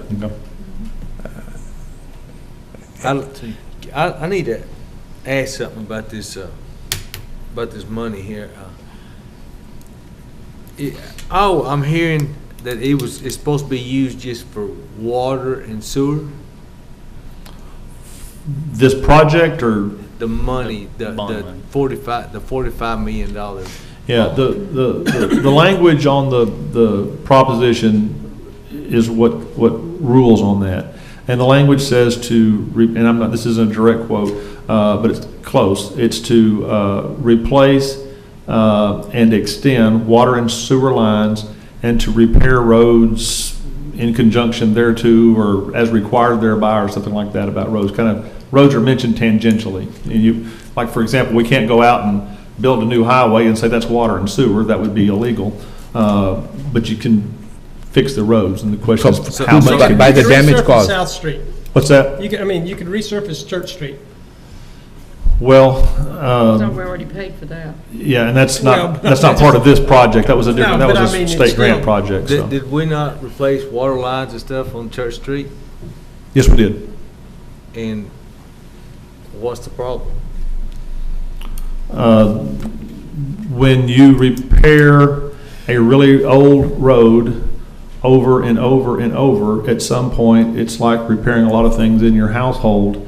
It becomes so bad, you just need to start all over. For example, this is kind of a small thing if you don't live there or if you're not in the road business, but if you go by there and you look real closely, you'll notice the curbs in some cases are about an inch tall. Well, it's not because once upon a time somebody designed 1 inch tall curbs.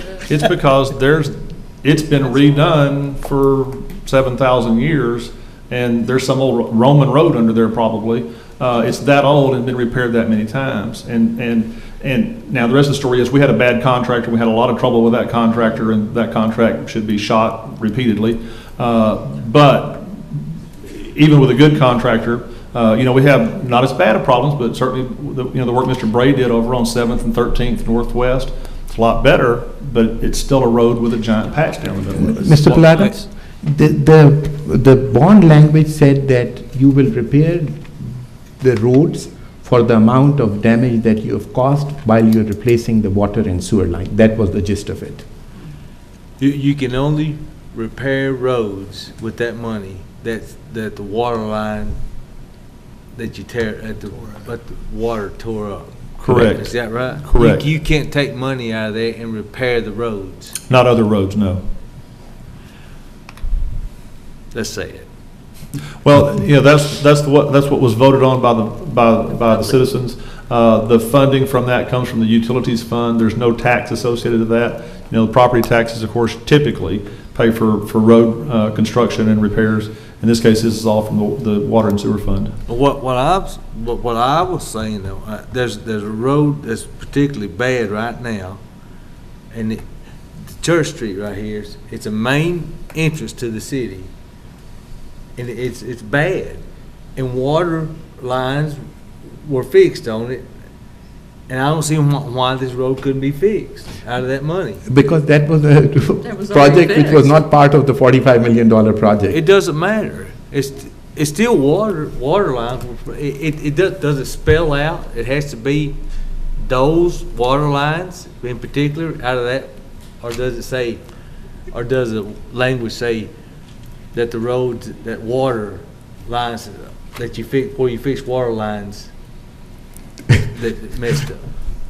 It says that that it's to repair lines that you tear up during this project, this process. It says particularly that this project. Well, again, I'm not quoting it because I don't have it before me, but yeah, it's very clearly from a legal perspective, you can't go use that money because it's water and sewer money. You can't use that to go fix a road that wasn't part of this project. An example of that, some cities will have a bond election for streets. If you name out those streets, if you say we're going to fix First Street, 2nd Street, and Mayor Hashmi Street, you can't fix any other streets besides those three if you name them in the bond. If you just say we're going to repair streets, then the election is approved. Then you could go repair anything. But in this case, it says this is for water and sewer and to repair or replace or fix, I don't know the exact words, streets that are torn up as part of this project. Again, not a direct quote. So I'd love to take a bunch of that money and spend it on Church Street because it's an entryway to the city and it's horrible. I absolutely agree. John, I don't believe you can legally do that from this bond money. To get us back towards the airport Right. utilities, Yeah. how with respect to the design phase now, the engineering, how long or how much money has been spent so far? Let's start there. It's been somewhat over $100,000. You know, the whole project contract was about $800,000, a little bit less than $800,000, and they've only been authorized to do not even half of that, and they haven't finished. They're working on 30% design, so it's still relatively early in the process. Okay, and that's expected to last how long? The engineering? It will be another few months if Okay. if we want to continue on that route. Okay. So before any construction, the council would have to decide if they wanted to go ahead and proceed. Oh, with absolutely, the actual absolutely, yes, construction yes, project. yes, so. yes. In fact, they've not been given authorization to proceed even with construction plans yet. So we would be 2015 before we bid anything out at the earliest. Again, that's if you want to do that. Okay. So right now, what have we committed to besides easements and design? Easements and preliminary design, and then the layout, which they've already completed. Okay. So that's all things that we can use in the future as well. Correct. And again, when we negotiated this agreement, Mr. Wright and Ms. Lancaster participated in that. We spelled it out so that it was in 6 different chunks, and they didn't go to chunk number 2 until they got authorization from us, and they haven't gotten that authorization yet. So it's still early on. Okay. Okay. Council wish to take any action or have any further discussion on this? Not at this time? Okay. Thank you, John. Janice, item number 20. Discuss the 2014-2015 budget for the City of Paris and act on a resolution calling a public hearing on the city manager's proposed budget for fiscal year 2014-2015. Is this 20 and 21 combined, or is it just one item? It's actually two different motions that I'll need you to make when we get to the point of making motions. Just have one memo and one slide. First of all, the budget itself, I did give you new numbers tonight. This is an entire new booklet. I've included a highlight of the changes that were made from the draft budget. Most of those were probably not, I hope none of them were unexpected. There's things we've addressed, some more than others. And I won't go over all of those right now for 2 reasons, one of which I sent them to you last week, and the other of which is I can't find my copy. But at any rate, we are again recommending a flat tax rate, and that will require 2 public hearings, which would be, we propose September the 8th and September the 22nd. The only additional employee in the entire budget is 1 new person to work on drainage, and that's in the Parks Drainage Department Division, part of Public Works. It also includes the new garbage truck and a means by which to pay for garbage trucks over time in the future. It includes, of course, that utility rate issue that was deferred back in June when it was first brought to the council. It includes some compensation changes for employees, and I think those are extremely important. Our goal this year was to give more of a general raise. That's not possible without a tax increase, a tax rate increase, and we're not suggesting that. But some of the things we've talked about doing are in here and are funded, and I really hope that you'll support those. One of those is increasing the amount that goes to each of the employees and a small group of retirees to help pay for insurance, and that's an additional $50 a month or $600 a year for those folks. Last year, as you may recall, I mentioned it too the other day, we actually had a lot of folks who had their take-home pay went down last year. And that's a really bad message to send to a lot of good folks, I think, so I hope we can avoid that. The other areas we talked about that are funded in here is an 8th step. If you'll remember, we have a step and grade system here that with 7 steps. And so this would create an 8th step so that those folks that are in the 7th step would be able to get a raise. Did you have a question? I do. Yes, sir. When it comes to these steps, I knew y'all had a step program, but I really don't fully understand the step program. Okay.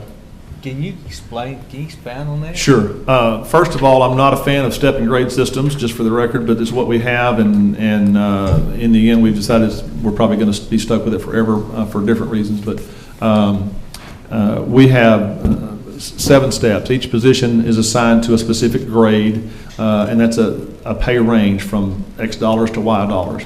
And so within each grade, there's 7 steps. So that for the first 6 months, you're in step number 1. And if you get off probation and you perform satisfactorily for the next year or 6 months or 2 years, some period of time you move to step 2. Over a period of 9 years of successful employment, you go from step 1 to step 7. And again, I'm not a huge fan of that, so I'm not going to defend whether that's good or bad. I prefer a merit system, but again, we won't go into that this budget cycle. What's happened is that you've got people who have 9 years of experience and who have 19 years of experience working side by side, making the exact same amount of money. In some cases, that's okay, to be honest. To some extent, a job is worth so much, and to some extent, you only get so good, maybe you plateau off. But there is a difference between a 19-year firefighter and a 9-year firefighter, or a 19-year accountant and a 9-year accountant. And even beyond all of that, because raises are not consistent here, or at least they haven't been for the last few years, certainly haven't been in the last 2 years, those are the long-term employees that have been loyal to the city. An awful lot of those people could have left if they had chosen to do so. And so those are the ones we want to reward. We'd like to reward every step, but that's what we've come up with to and I'm getting off your question a little bit, but that's why we're coming up with suggesting an 8th step. But that's how the step works. It's basically a seniority system as long as you reach your year or your 2-year period of time successfully. So the 8th steps, and it's going to be 8 steps in every pay grade? Correct.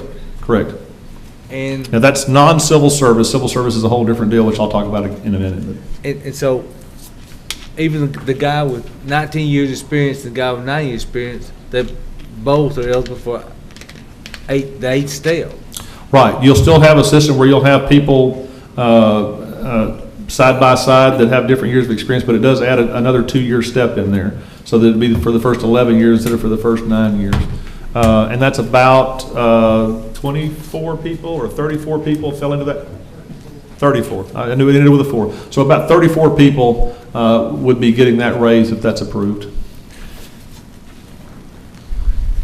You know I have a real hard time with it because you're asking me to give people with seniority a raise when all the other people aren't getting a raise. Right. And I, as you call it heartburn, I'm burning up with it right now. Yeah. Well, yeah, 2 things about that. One is, and I think I mentioned this last time or time before last, our very first thought was, let's give the raises. If we can't afford raises, now again, if you want to raise taxes a penny, staff is all for that. So we agree. Everybody deserves it. But aside from that, our first thought again was, give the lowest paid folks the raise.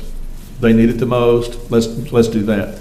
The problem is that kind of thing has happened several times here in Paris, and you have an extremely flat system where you have people in different grades, in different jobs, in different seniorities that make almost the same thing.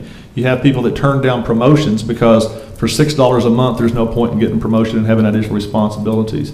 You have situations where if you're not careful, if you give some lower paid people a raise, they'll pass up people that are ahead of them.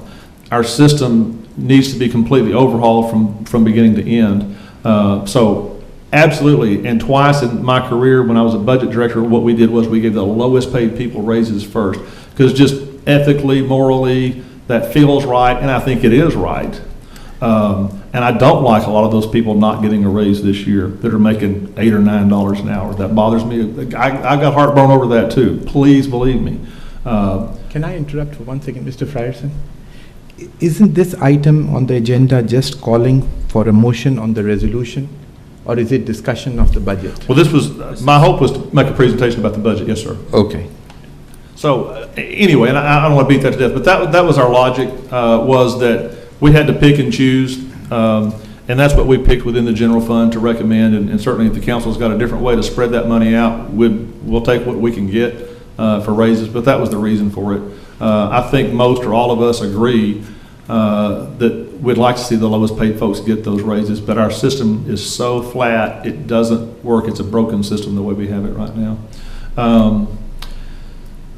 Police and fire and EMS, we're making changes there too. EMS is not civil service, but pay-wise, they've been treated like civil service, and they've, to some extent, and they've been treated like fire and police, in that they have a 28-day pay cycle. With the result of 28-day pay cycle, that means you don't have to pay people as much overtime. You don't earn overtime after 40 hours. You earn overtime after 212 hours in 4 weeks instead of 40 hours in 1 week. So we're going to change that system so that they're paid on a regular 40-hour week like other civilian non-civil service employees. We'll also bump their pay so that they'll come out ahead as well. There's 21 people in EMS service, the 21 full-time employees in EMS. In police, we're adding an extra step there. They have what are called seniority steps. So they would also get a bump in pay, the senior members of the police department. And then in the fire department, which is very much structured very much like the police department, except that they've never had a seniority system.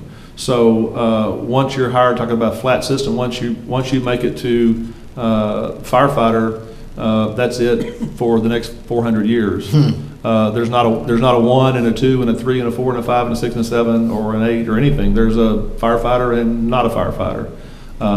And so what we're suggesting is creating a system in the fire department that would be just like the police departments. Phase it in over time. Instead of having 7 steps right off or 5 steps right off the bat, it would only start off with 3 this first year. But that would allow us to give all of our firefighters raises this first year, except for those with less than 1 year experience, and the chief, because he's not part of that system either. So that's what we're recommending on compensation. When you got your draft budget 6 weeks ago, some of that was in there then. Some of that we went to departments and said, here's what we want to do, and it's going to cost $19,000 or it's going to cost $21,000 in your department. You've got to pay for it by cutting stuff out. And so we've had them pay for it, so to speak, by reducing their budgets. So I mentioned in one of the notes that since the budget you saw last time, we've reduced about $140,000 in recommended expenses. Those weren't fluff things. Those were things people are just going to have to be extra careful of. It's going to be a really tight budget. It makes it more difficult to manage your budget, because if you over on one line item and you go under on another line item, you're usually okay from year to year, because we don't adopt it by budgets by line items but by departments. But in this case, you don't have any of those extra little things. If your phone bill is $90 instead of $85, it starts to hurt. So it's a very tight budget operationally. If you look at those comparison pages from 1 year to the next, you see most of the departments are the increase or decrease is 0. Several departments actually go down. If you take out compensation, they all go down, in fact, except for the compensation stuff we talked about. So anyway, the biggest thing I want to talk about tonight was the compensation, because I want you to be clear, hopefully agreeable with that or with some other package, if you prefer, if you want to talk about that now or later. 2 other things, or 3 things here. I'll just get to the mechanics of it. One is if the council wishes to have a work session, we kind of had one possibly scheduled for the middle of August. We haven't had that yet, and here it is the end of August. If you want to try to schedule one sometime in the next week or 2, we can do that. We need to talk about dates if you do wish to do that and go into this in more detail. or talk about it more tonight, or both. The other two things is, tonight you have two actions, items number 20 and 21. Number 20 is to call a public hearing on the budget, which is what we're talking about right now, for September the 8th, and that's just your next regular council meeting. And then item 21 is to call a public hearing on the tax rate. And there will be two of those, and we have those scheduled for, tentatively, for September the 8th, and for a special meeting on September the 18th, which is a Thursday. And then the budget would actually be adopted on September the 22nd. So that's kind of the schedule we have out, the 8th, the 18th, and the 22nd for future budget meetings, and then any budget meeting you want to have in between along the way. That's a good question. Yes, ma'am. Have you found some room to squeeze us in a fire engine, A what? fire truck? Yes, ma'am. And the way that works is we will finance that. That used to not be the way people did fire engines. Fire engines have got so horrendously expensive. Almost everybody does it that way now. And our first payment will be due October the 1st of 2015. So we will get the engine. We'll actually get to use it for free for 2 or 3 months, and the first payment will be due October the 1st of 2015. I understand we're really in dire need. It's a real problem, absolutely. It's not our number one problem, but it's in the top 4 or 5 for sure. I have a question on this. Your house is burning, it's in the top. Yeah, absolutely it is, absolutely. Can I ask, first, can I ask a Go question? ahead. Yeah, go ahead. If you, say you give everybody a 2.5% raise, can you tell me, could you tell me how much that would cost? At 1% is about $140,000, which coincidentally is about 1 cent on the tax rate. So 2.5 would be $350,000, which is about a 2.5 cent tax rate increase. Now, at this point, it wouldn't be that much because we've already got some money in there, but that's what it would be just from scratch. Can I ask Jean a question, please?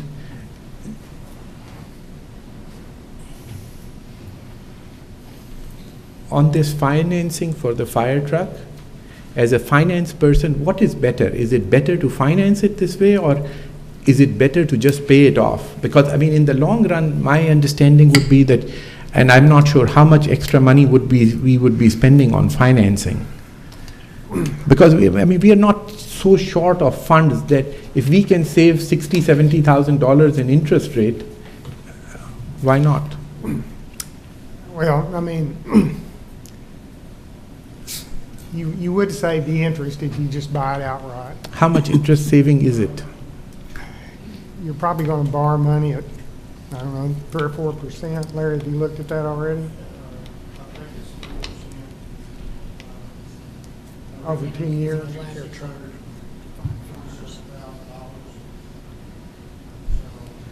Well, where is your calculator today?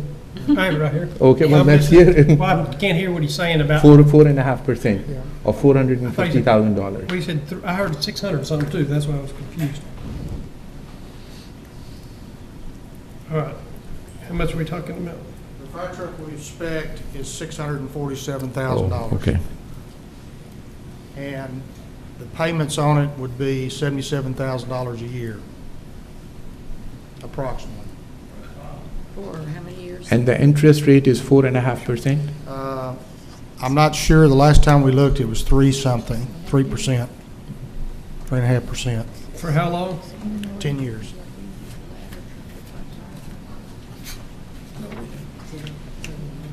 $77,000 a year. We said 10 years. 10. 650,000.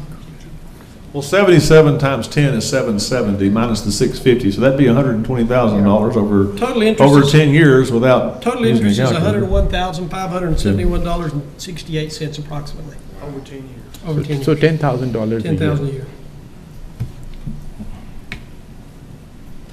Only problem is to pay cash for it, you'd have to raise the money somewhere because our reserves are, Yeah. once we moved the 180,000 over for the streets, we Yeah. brought it down pretty close to that minimum level.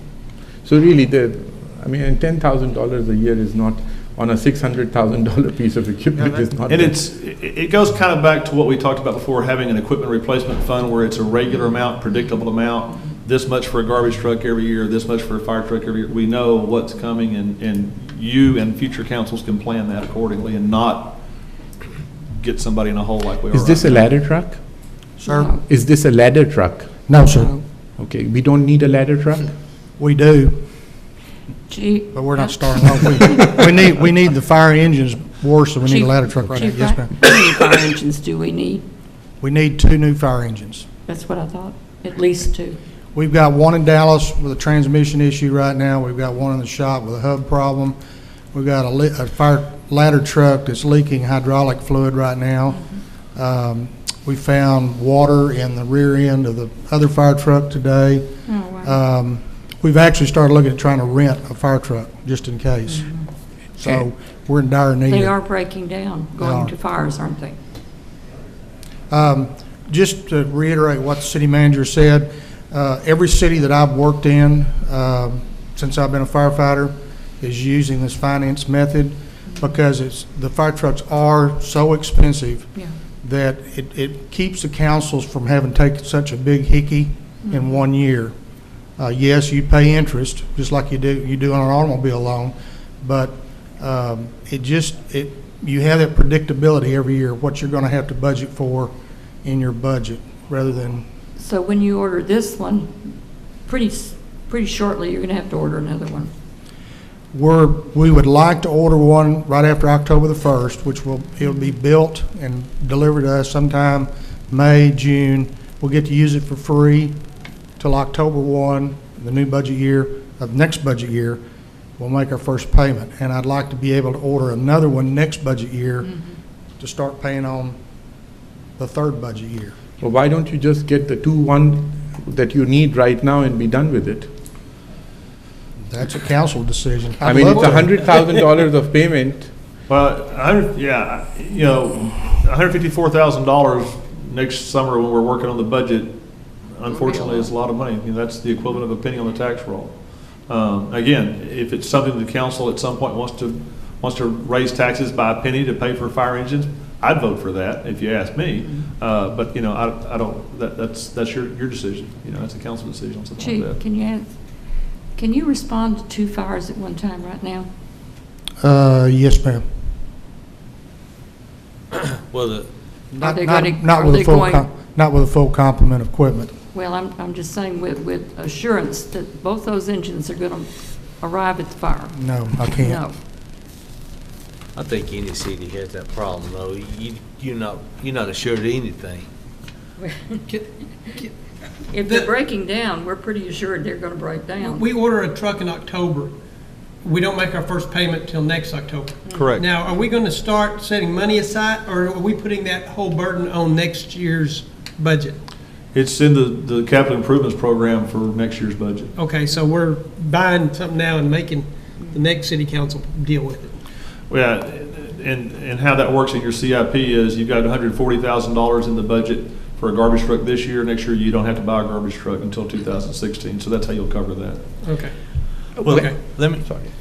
You said you found water in the rear end, and you said that you had a hydraulic leak. Those are repairable items.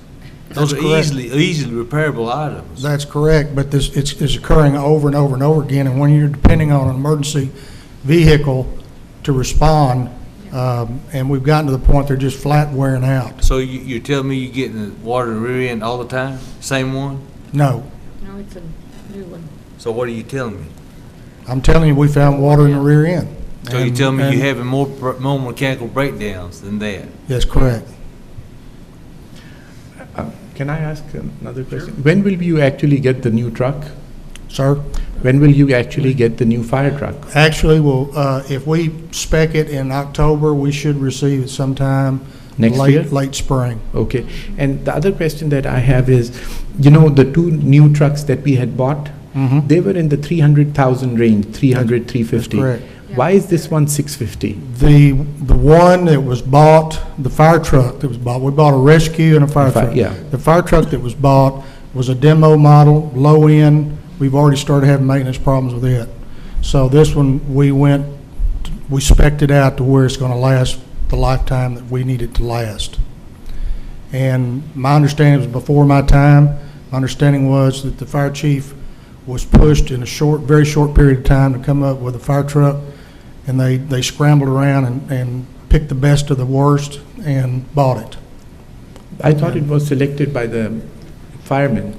They picked the best of the worst. It was, get it in a hurry, though. Yeah, they said, you got 2 weeks to get me a fire truck, and they got the best of the worst. Do you have maintenance? Do you have regular maintenance on your pickup, on your truck? Yes, sir. But you got to remember, these trucks fires are are very important things, and I would favor that if you need 2 trucks, then we need to have 2 trucks. Budget one for this year and one for next year, but I mean, to work with equipment that doesn't work, it doesn't help. No, I think obviously public safety is first and foremost, so. Does the council wish to proceed at this time on this agenda item for calling the public hearing? Yes. Yes. I think we'll have a chance to discuss the budget later, right? I mean, this is not. Well, that's the question. If we want to have a work session where we can talk about it in a lot more detail, this would be a good time to pick a date. I'm not sure whether I want to talk in a lot of detail, but I do want to just go over it one more time. Well, it'll be on your next 2 agendas at least, so you've got 3 more meetings to talk about it. Is there any need for a special meeting if it's on the calendar for the next? I do, because I'm not going, if you could go ahead and call it, but I'm not voting for this. I'm not. Oh, you're not voting for the budget right now? I'm not. Yeah, but I don't think we are voting for the budget. We are just only voting for the hearing. I understand. I said, but if you want to go here and you want to go here with this budget right here and stuff, this is not, I'm not going, this Well, budget. but you haven't seen the new one. This Sure. one. No, the one we just got today. It's in this package. I mean, I'm not saying it's anything a lot different. Well, I'm not voting for the budget He tonight just either. explained to us what's new on it. Yeah, and again, we can meet as many times as we need to as a group, or one-on-one, or 2-on-3, or however we want to do it, until you either feel comfortable, or you tell me to change stuff, or whatever you want to do. I mean, it's in your court now. I just need your feedback. If you want to have additional meetings, absolutely, I'm available to have those. It's not atypical to have special meetings if the majority of the council wants to do that. Can we wait till at the next meeting so we have time just to look at the new? Sure. This Yeah, new I mean, again, package? that's up to you guys. The only hard deadline you have is you have to approve a budget on September 26th. I think I'll make a motion that we call for the hearings that we had, but we call for a special session, and we can decide on the date of the special session after we have reviewed some of this and had a chance to come back. Okay. That's my A motion. motion from Dr. Hashmi. Is there a second? I'll say. Second from Mr. Plata. All those in favor say aye. Aye. Opposed? Great. So just, I'll make the. not to beat it to death, I'm sorry, but if you just look at your calendars before the next meeting, so you'll have some dates in mind for that extra work session. I'm Janice sorry. can coordinate that, right? And do we need to discuss further on 21, or can I make a motion sir. on 21, the same motion on 21? I'll make the motion on 21 Dr. to call for a public hearing. On the proposed tax rate, okay. You have a motion from Dr. Hashmi. Is there a second? I'll second. Second from Ms. Lancaster. Any other discussion? All those in favor say aye. Aye. Opposed? Okay. Mayor Froston, what if, on the next discussion, we decide to buy 2 fire engines or give a raise or something? We want to raise the budget, the rate by a penny or 2. We can still do that. Yeah, and it's it'll be- still there. then- Why are we having then why are you calling a public hearing on the tax rate? You're required to have, by state law, you're required to have 2 public hearings on the tax rate. The second hearing must be at least 3 and not less than 3 and not more than 15 days before adoption. Adoption is scheduled for the 22nd, so that's the reason for the one on the 18th. But I think his question is different. He's saying that you're calling for a public hearing already when you have not decided. And what happens if you come back and decide that you want a different tax rate? Is that what you're saying? Yeah, exactly. Yeah, so Right. how do we call for a public hearing without Well, one? and to clarify that, if you advertise a tax rate and you hold a public hearing on that, You can decide to reduce that rate, but you cannot increase it.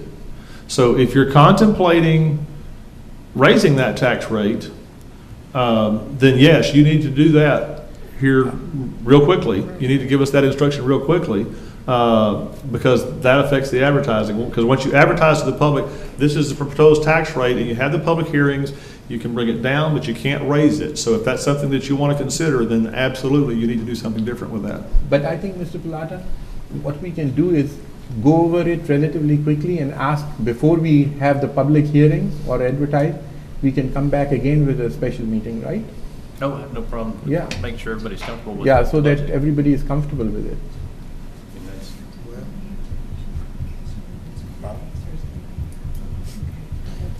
But again, not to beat this to death, but if I want to be clear, you can't wait till the September 8th meeting to raise the tax rate. It will be too late at that point. So if you want to do that or talk about doing that, you need to meet before the September 8th. So you'll need to let, not necessarily right now, but you need to let us know in the next couple of days. You need to do it next week, early next week. How about next week? Can we set a time, can we set a date, pick a date today to meet next week? For budget workshop? Don't think that's a problem. You want to coordinate? We can meet that, again Janice, this or- week if you want to. Yeah, I mean, what's best for you, Benny? Next week or? This week. If you have, All right, I can do it this week. Excuse me, you won't be able to do it this week for 3 days from posting, and so Yeah, if you so we post it can do it right on now, that'll Friday. get you to Friday, but if you want to meet on a Friday. but I we can mean, do it next leaving Monday. it for the last minute and then trying to cut is, if everybody is available on Friday? No. Okay. Friday is 3-day holiday Oh, going into this. okay. Oh, yeah, next Monday's Labor Day too. Yeah. by the way, so. That's right. You can certainly, do Tuesday it is the September first available 2nd day. if you're available next Tuesday. I don't know who is or who is not.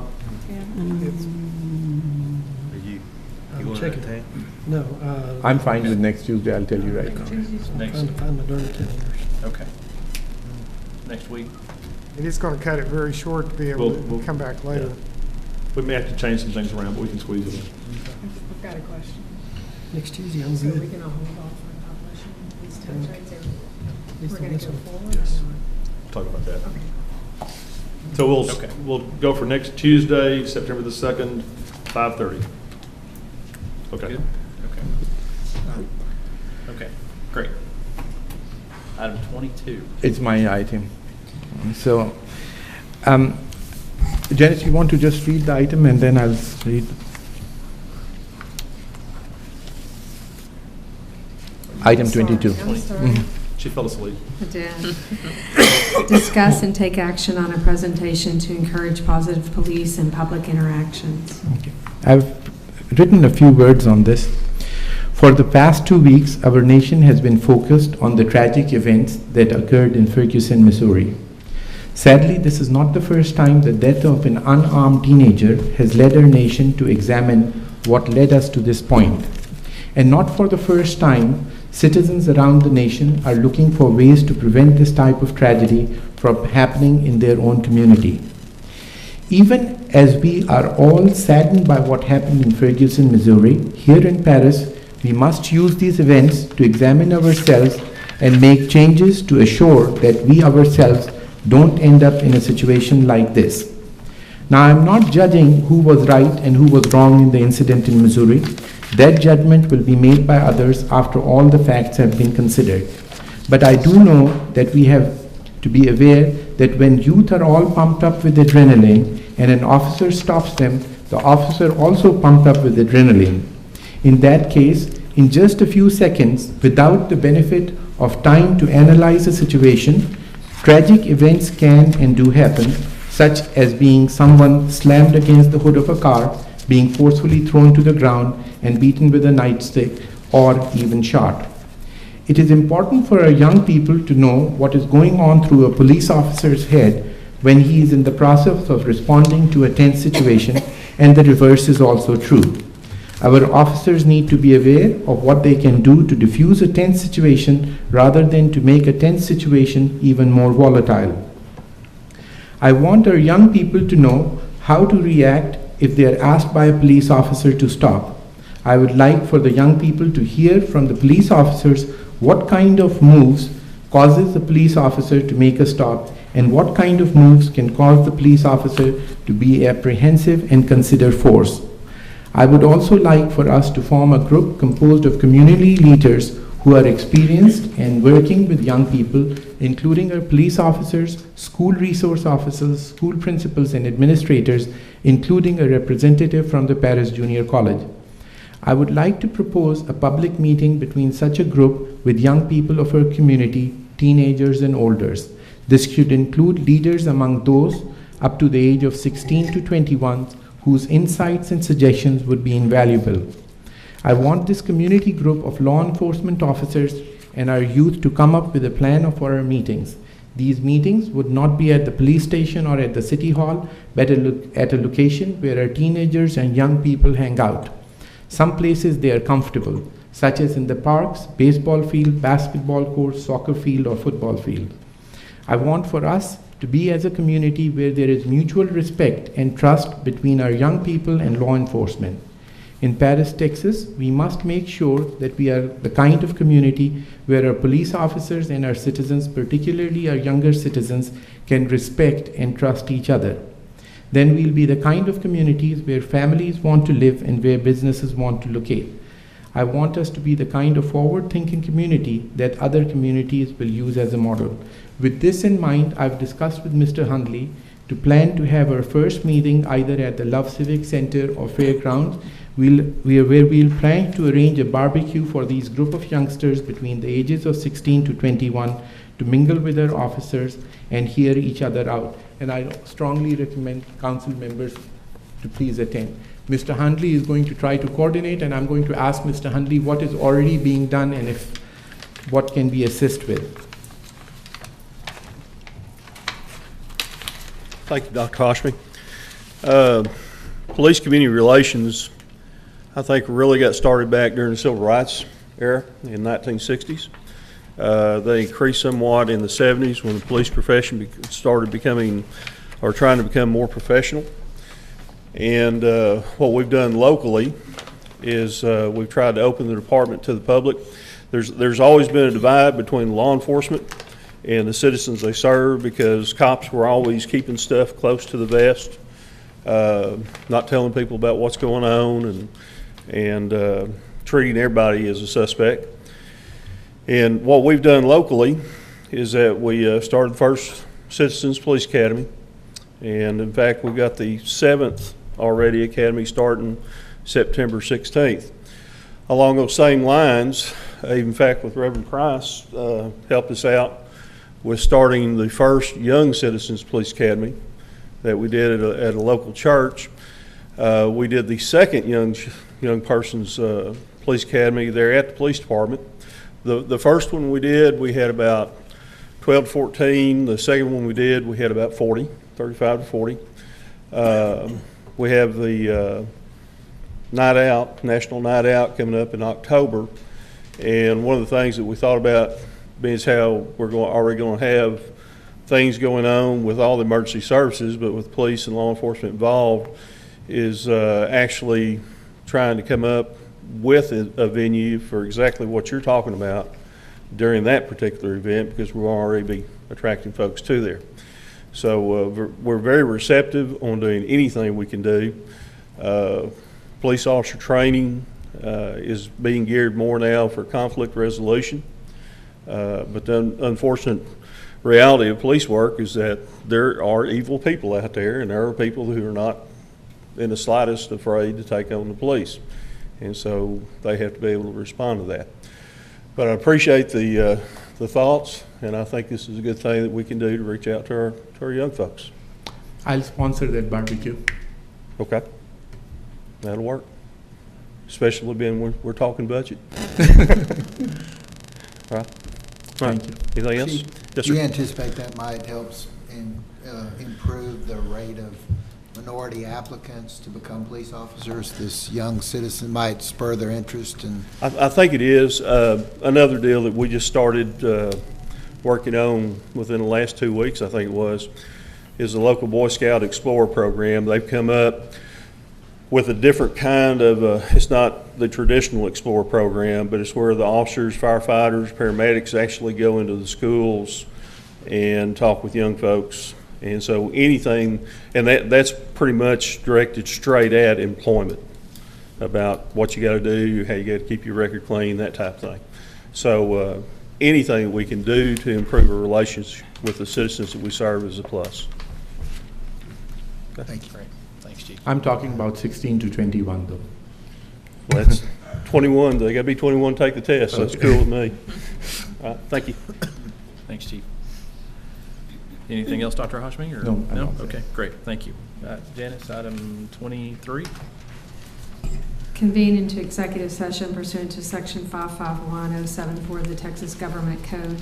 1, to deliberate the appointment, employment, evaluation, reassignment, duties, discipline, or dismissal of a public officer or employee, or 2, to hear complaint or charge against an officer or employee as follows. Annual performance evaluation of the municipal court judge, annual performance evaluation of city manager, annual performance evaluation of city attorney. Great. And the time is now 7:51, so we'll go into executive session. All right, folks, it's now, what time is it? It is 9:33, and we'll convene back into open session. And the next item on the agenda, Janice? Consider and approve future events for city council and our staff pursuant to resolution number 2004-081. We need to address, Oh, sorry. I'm sorry. We need to Yeah, open we need to address item It's been a 24. long That's my night. sorry. That's my fault. 24, reconvene into open session and possibly take action on those matters discussed in executive session. Okay, we did performance evaluations of the 3 individuals listed on the agenda, and appreciate your patience bearing with us. Everyone has, on the council, has had a chance to discuss and meet individually with those 3 gentlemen, and we really appreciate their time. At this point, everyone was given some recommendations that they can move forward on and continue to improve on their job as we hope we all can. So with that, I think we will now move to item 25. Consider and approve future events for city council and our city staff pursuant to resolution number 2004-081. Okay, does anyone on the council have any items to be placed? No? Well, are we meeting next week? Next Tuesday. Yes. Next Tuesday? Okay, we've already scheduled that then. Okay. Yes. Okay. And with that, it's item 26. Wait a minute. Wait. You're not making Yeah, a motion? no, we do need to go back for a minute. Okay. There was a, on the action on, on those matters discussed in executive session, the review, the 90-day review. Okay. As we discussed, we all performed our evaluations, and it was determined that we will do a 90-day review of the city attorney. That date and that agenda date to be determined. I don't have a calendar right in front of me, but we will reevaluate Mr. McKillier again in 90 days. Fair enough? Yes, sir. Good. We've already covered 25, now item 26. So moved. So moved. Who seconded Second, it? I was Benny, going to say something. all in favor, say aye. Matt, No, you seconded had your it. chance.